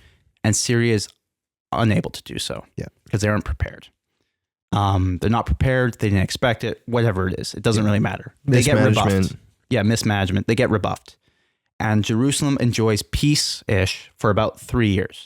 And how much peace can you have under basically mob rule? Mob rule that is religious extremist in its intent. Yep. Well, here I want to compare to the Cromwell? Maccabees. Oh, okay. Well, to Cromwell. Well, that's a better comparison, but let's compare it to the Maccabees. Judas Maccabeus, clearly a king-like figure. Yeah. Clearly a priest-like figure. He comes in, he liberates the Jews with the side of basically, so the Maccabee clan was like this large family. It's kind of like if in modern times, like the Kennedys decide to leave Washington and then come and assault it. Mm-hmm. They've got massive resources. They have a massive family. They're one of the wealthiest ever happens to the Kennedys. Yeah. Indeed. No, but imagine the Kennedys, but in ancient times. Not John F. Kennedy or Robert Kennedy, but, you know, the other Kennedys. There's a joke there about ancient. John F. Kennedy comes in and sanctifies the temple. There was 3 bows. Anyway. 3? Where's the third gunshot coming from? Suicide. Anyway, carry on. Interesting. Magic arrow. Magic arrow. It curves. Yeah. That's so funny. The political structure of Jerusalem at this point, they rise up, they whatever, and the zealots come to power. Mm-hmm. The Sicarii come to power. John of Grishala comes to power. Simon the Zealot comes to power. Mm-hmm. Uh-oh. We have a lot of people who are wanting to take control of Jerusalem. Yeah. So you had the Maccabee clan who are very rich and very powerful and very influential. And prestigious. And prestigious versus everybody who wants to be in charge. Right. And so all their extremist religious views. Yes. And so one of the things they do is constantly fight in Jerusalem. Yeah. So at first, at the very outbreak of the war, there seems to be this, not unity, but rather we have a common enemy right now. We got to deal with it. And then immediately as they're kicked out, infight. So there's multiple different figures. So I mentioned Simon the Zealot. Sorry, not Simon the Zealot. Simon. Eleazar and Menahem start taking in charge. Another Eleazar, and then Simon of the Zealots, not Simon the Apostle, but Simon of the Zealots. They all fight up. There's so many. Zacharias, doesn't matter. All these different names. Basically, the point I'm trying to get across is that there's so many people vying for power. Yeah. A few different groups start to come out on top as these 3 years go on. One of them is the... All the while, Rome is preparing for true assault. Yes. True assault. Vespasian is raiding the border towns during this time, specifically Galilee, constantly going in, going out, going in, going out, and then slowly conquering Galilee through different sieges against Josephus specifically. It's very interesting, actually. And during this time, 3 main figures start to come into power. Menahem of the Sicarii, Eleazar, John of Grishala, who is basically a dude who seems to have his own zealot group, and the zealots proper, who are the under Simon. Okay. Now the zealots, as far as we're aware, are the only group that called themselves this. The Sicarii were probably called that by other people. The zealots, they probably called themselves the zealots. And so they would have been probably the main political group in the city who controlled the highest part in the temple. You're right. John becomes part of the group. He basically forces Simon to abdicate and gets in charge of the zealots. And so they split in half basically and become 2 different zealot groups. The Sicarii are kicked out of the city and they flee. Some of them stay, but most of them flee under Menahem to a different place called Masada, which we talked about a while ago. But which, if we want to, we can talk about that later. Yeah, that's a completely different thing. I mean, it's not, but it's the end of the war. So these constant groups. At this time, the group called the Eudemeans come in. We don't know who they were, who they were ruled by, whatever. They could have been part of Herod's family. Who knows? And so there's this constant fighting. And guess what? Rome shows up in power. With 4 legions. With For 4 whatever reason, legions. I thought it was 9. I looked it up. It's 4. Yeah, they show up. And guess what they With find? excessive power. Yes. Like insane. This is like they're fighting a war on the front lines level of. Yeah. This is like fighting in Germany. Yes. Like they're treating this as if it is a massive as an existential threat, really. Yes. Which maybe not the existential threat to destroy the empire, but they're treating it as this is a. Yeah. There's clearly this attitude of we need to put this down like hard. Yeah. No half measures. And so John of Grishala has taken control of the temple, the upper courts of the temple. Simon the Zealot has probably ran, but at this point he's still trying to fight for the lower parts of the temple and upper city. The other groups are basically looting and pillaging all over the city, including the Zealots as they go in and out. They're constantly fighting, trying to get access to different parts of the city, murdering each other, murdering civilians. Now, terrible. When I read, I think Craig Blomberg's Jesus in the Gospels, he mentions this lightly. Okay. In one of his footnotes, he mentions how bad things got during the siege. Yep. Right? Like, Rome is surrounding the city. Yes. Supposedly, they cut down every tree within like a 10-mile radius. Yep. Right? Why would they do that? They're shipping in their own food. They're shipping in their own burning stuff. They're shipping in their own water. Like, logistically insane, right? And meanwhile, all of these factionist groups are stabbing each other in the back, and whatnot. And people are so desperate for food at the time that they are actually literally eating the leather of their shoes. Yes. And may or may not have been eating some of their children. Here's the thing. Based on some of the descriptions I've seen of the city and how like the siege actually functioned and the different parts of the city that each group controlled, starvation would have been absolutely rampant. Yeah. Thirst, I'm not sure. And the people that tried to leave, Rome wouldn't let them leave. Nope. They were locked in the city. Yeah. And so you're stuck between the walls and Rome's. Well, it's doubly bad because not only were Rome not letting people out, the people in would let people in just to murder them. Yeah. Which is probably why they weren't letting people out in the first place. Is that one of the things that they did was very unconventional and very bad guerrilla tactics where they would say, we surrender or something like that. They let them in and then they murdered the entire company in surprise. Yeah. Which is not only like a modern war crime. It's like, that was bad even then. Yes. Very like no honor. They're fighting for whatever. And they believe that the Messiah is going to come. It's more with the Sicarii than the Zealots, but the Zealots had this expectation of the Messiah. There. Yes. Well, they believed that they were following in the footsteps of the Maccabees, that they were going to win because God was on their side. And then there was this constant infighting. So obviously they weren't like the Maccabees at all. But as the siege continues, it lasts, I think, about a year. Shockingly small.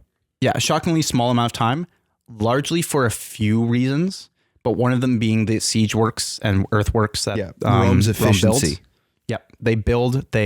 Jerusalem is pretty well fortified, but not only is there mismanagement, they're leaving doors open.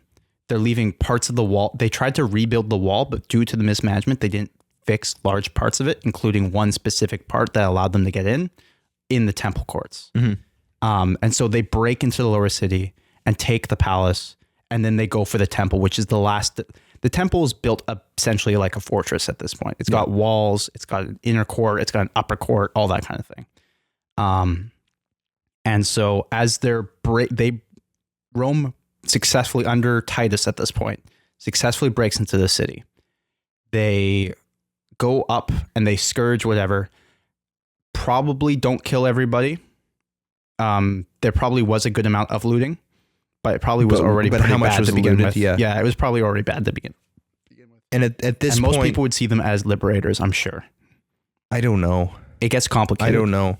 Things are it's like the story of it's like when the Crusaders take the city in the first time. Sure. The way it's articulated and the way it's talked about is almost apocalyptic. Yep. Right? Not in like the genre sense, like as in like the biblical genre, right? But as in like the end of like times the story, like apocalyptic movie type genre is what I mean. Like it's just so I don't know. Yeah. It's wild.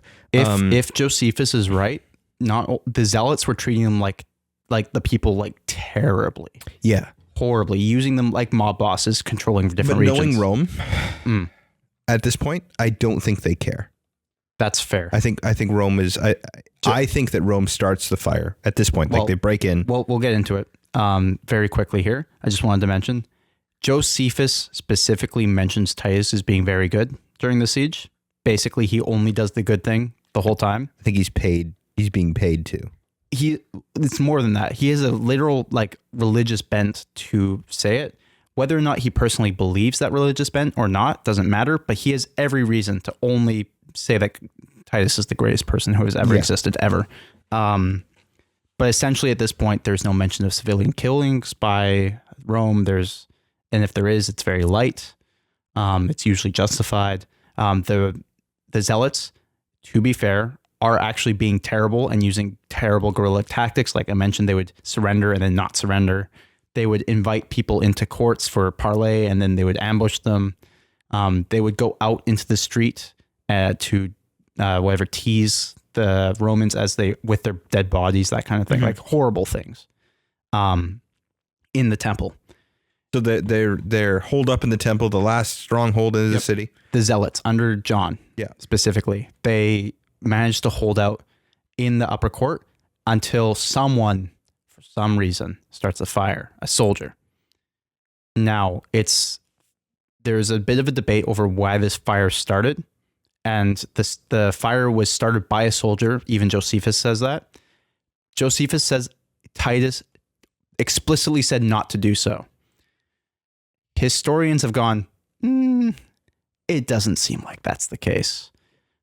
Just Titus burn them out. Yeah, basically, this is becoming too costly, too embarrassing, and it's too brutal of fighting. We're not getting anywhere. We need to smoke them out.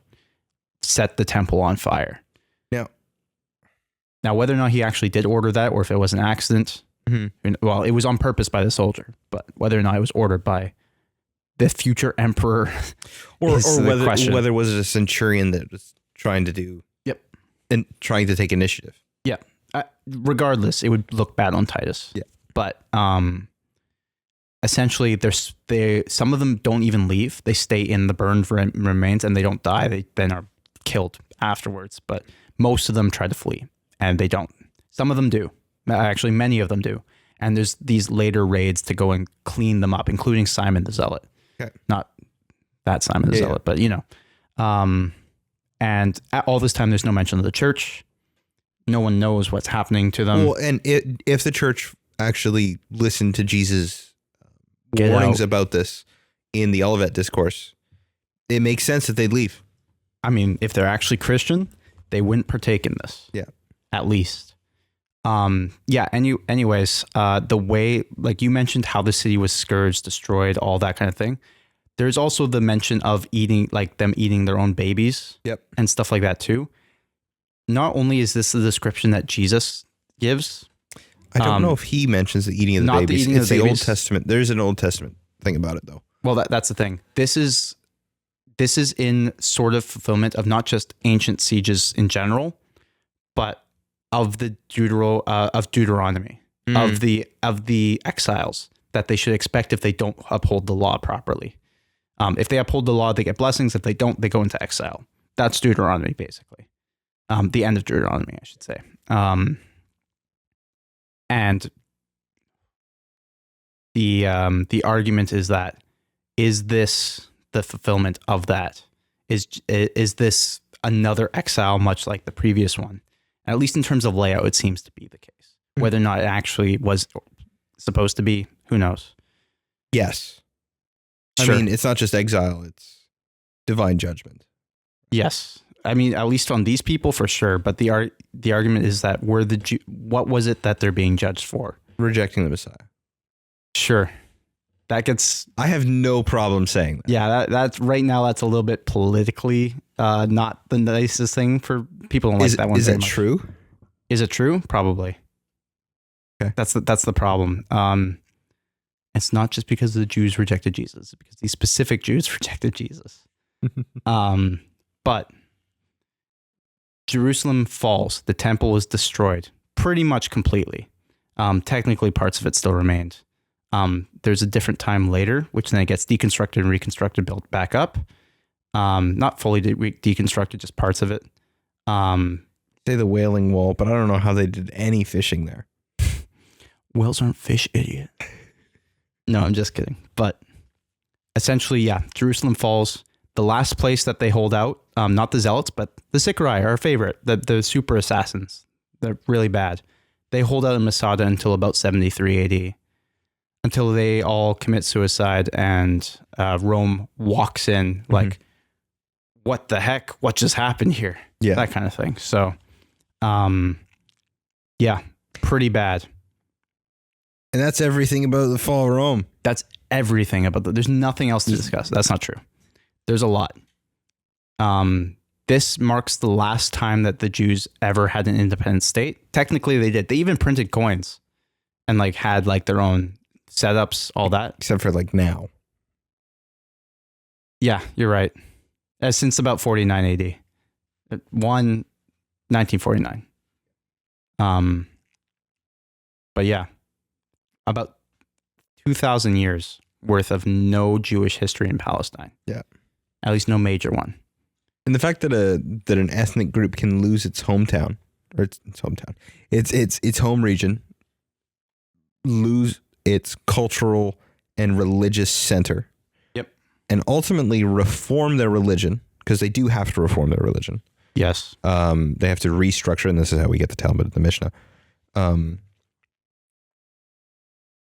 then still remain an identity for 2,000 years is wild. True. As disjointed as it can be. Yeah, and is cemented in the rejection of everything that their religion was meant to point to. Yes. Yeah. I suppose the last thing is, what is the take? Jerusalem falls, it's destroyed. The Jews are essentially kicked out. There's a later time when they're like officially kicked out of Judea, Palestine as a whole. But this is basically the end of Jewish Second Temple history and the end of the Jews in Palestine, mostly. What happens at this point in Jewish history is a completely different conversation. But what does this have to do with Christian history? Why is this important for Christian history, do you think? I think that it proves to a certain degree that they did reject the gospel. They did reject that Christ really was the Messiah. And this, if you want to bring it up, there, Daniel, is it Daniel? Oh no, I'm forgetting where the prophecy is. The articulation that Messiah will come in the Second Temple period. It might be Zechariah. I don't know. Man, my rhetoric here would be good if I had evidence. Daniel makes the claim that there will be an abomination set up that brings desolation, and after that, the Messiah will come. Regardless, there's a prophecy that there will be a Messiah in the Second Temple period, and so what do we have, right? Right. Also, who can say that, out of all the descriptions of what the Messiah does, expanding, like bringing in a better exile, who did that? Out of, bringing the worship of Yahweh to all nations, who did that, right? And so clearly the only thing that's really left is saying, well, Jesus fulfilled these things in a subversive way. Or you can say, our entire messianic understanding was just fundamentally wrong, and we're just going to ignore it in the Old Testament fundamentally now and just basically lock ourselves into a Judaism that isn't anything like what it was. Yes. Which is essentially what modern Judaism has done. Yes. One of the later episodes we'll have to talk about is the transition from the temple to synagogue. I'll need to know so much more about the Talmud. Yeah. Not more than Mishnah, the Mishnah part of the Talmud. It doesn't matter. I should probably still know more. Anyway, we should wrap this up. Yep. You wanna walk us out? Sure. Before we do, we need a slight derailment. Of all the groups that were in charge of Jerusalem, which one's your favorite? In charge of Jerusalem, or yeah, and was it the Zealots? Was it John? Was it the Sicarii? Or is it Rome? Rome. Boring. Rome. You expected any other answer? Yeah, it's got to be the Sicarii, right? No. They're cool. They though? They stab people. They got curved swords. Yeah, they do. They stab people. Swords. Curved swords. That's a good reference. I don't know if anyone's going to get that one. Somebody's going to get it. But yeah, no, they're basically the fall of Jerusalem is a messy mess. Messy mess. That led to many problems in Judaism. And as Christians, we should look at it as a bad thing, because the unfortunate thing is that the Old Testament does put forward that Jerusalem is an important city. And this, well, I mean, some of them are as explicit as saying, this is where God dwells. Yes. This is the Lord's city. Obviously, the New Testament and especially Revelation put forward a more spiritual aspect to it. Mm-hmm. Let's say complex fulfillment. Complex fulfillment's fair. Yeah. So it's not like the literal city itself needs to exist for the New Jerusalem to come. Because New Jerusalem's a Borg cube that comes out of the sky. Cube, exactly. Yeah. The 12 by 12 by 12,000 foot cube. Yeah. So funny. But the the fall of Jerusalem by Christians should be seen as this is a terrible thing that happened in history. It's not just, haha, the Jews were wrong. Well, but I guess 2,000 years of history will make it so that we can laugh at it a little bit. And the Jews were wrong. They were. Still sucks. Yeah. There probably were Christians in the city when that happened. Probably. And also the loss of Jerusalem is not good. It's not like the end of the world or anything. It's not like losing Mecca or something if it's a Muslim. Not like losing Mecca. As a Muslim. That is the end of the world. I thought you meant just Mecca. It's not like it's not like losing Mecca, dude. It's just Jerusalem. It's just fine. I don't know. I guess I'm more...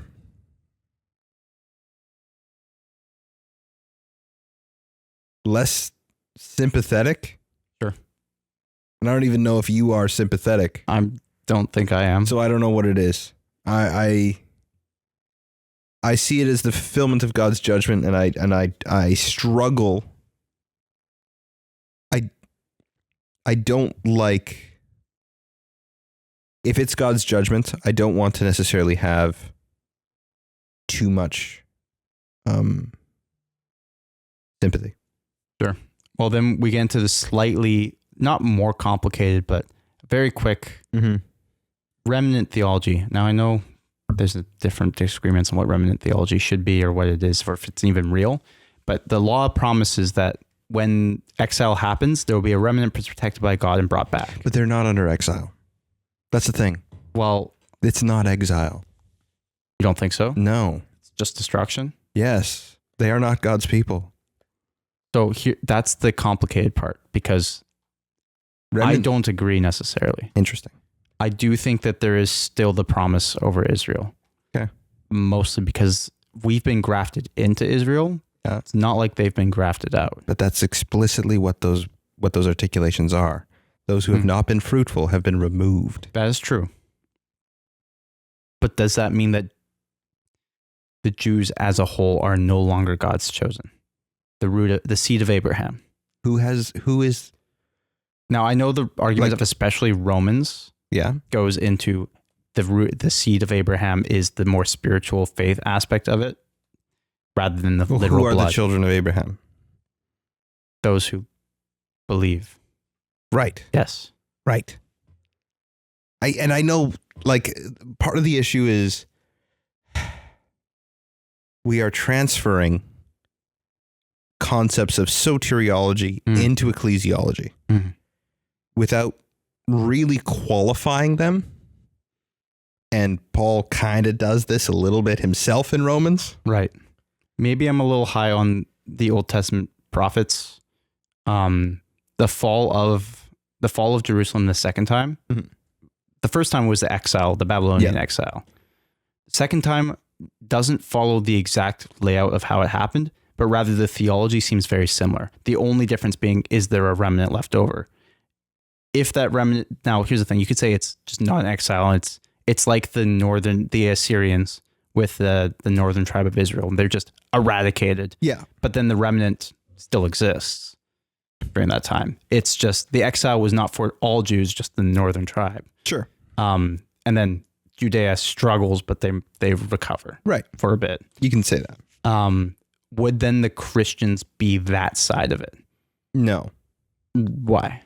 Because I think you've smuggled in the idea that the Jewish people are still God's chosen people, regardless if they accept Christ. Well, in this view, essentially the northern kingdom, or the fall of Jerusalem the second time under the Zealots, is the northern kingdom under Assyria. They are eradicated.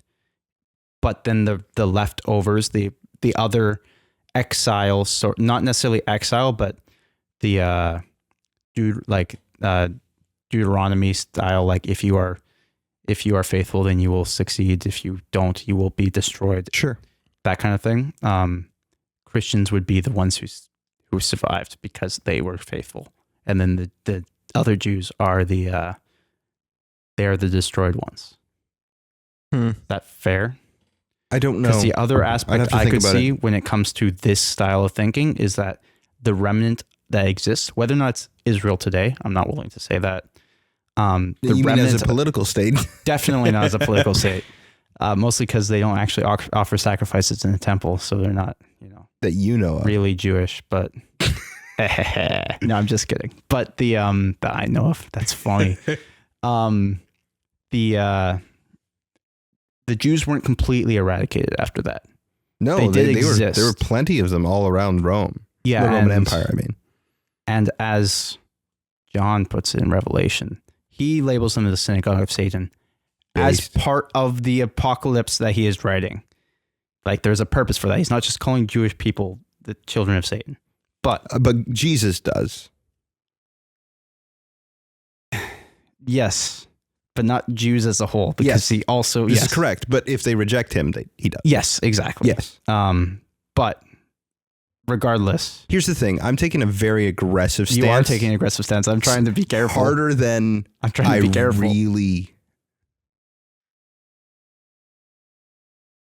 Harder than I probably authentically believe. Okay. Just for the sake of this conversation. Sure, fair enough. Yeah, I don't know whether or not the Jews that existed after there are supposed to be the remnant, because they are not faithful. That's one of the big things about the exile, is that they are meant to be the faithful remnant who come back and they reintroduce right worship, like Noah. Yeah. But they obviously haven't done that. The argument then would be Christians are the remnant. Now, they weren't destroyed much like the rest of them were, but at that point, it becomes more spiritual in terms of how you see the exile rather than the physical, literal removing of the people from the land. Yeah. So, anyway, that long thing to say that it's a wild point in history. It is, and it may have some significant theological tones for even today, but we're not sure. Heavily debated. Yeah, the main thing that you should focus on is that if you want to hear anything more about the fall of Jerusalem or anything else, really, that we've talked about on the podcast, you can come visit us at secondratesaints@gmail.com to send us emails, or you can see us on YouTube, Apple Podcasts, Spotify, and anywhere else that basically has podcast formats. You could also alternatively check us out on our website at secondratesaints.com, or if you feel like you liked what you've heard here or like what you've heard in our other episodes and you want to support us to some degree, you can donate some money at buymeacoffee.com/second-rate-saints and just drop, whatever you feel like you want to. And you will be the big cheese. That's supposed to be my line, Caleb. Here's the guy I've taken over it. You've taken it over? I am the distributor of the big cheese.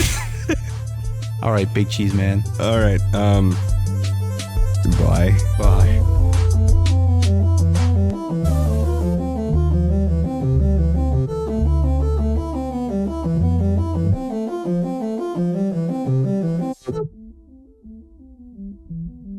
Oh, hey, Cole. That was Caleb.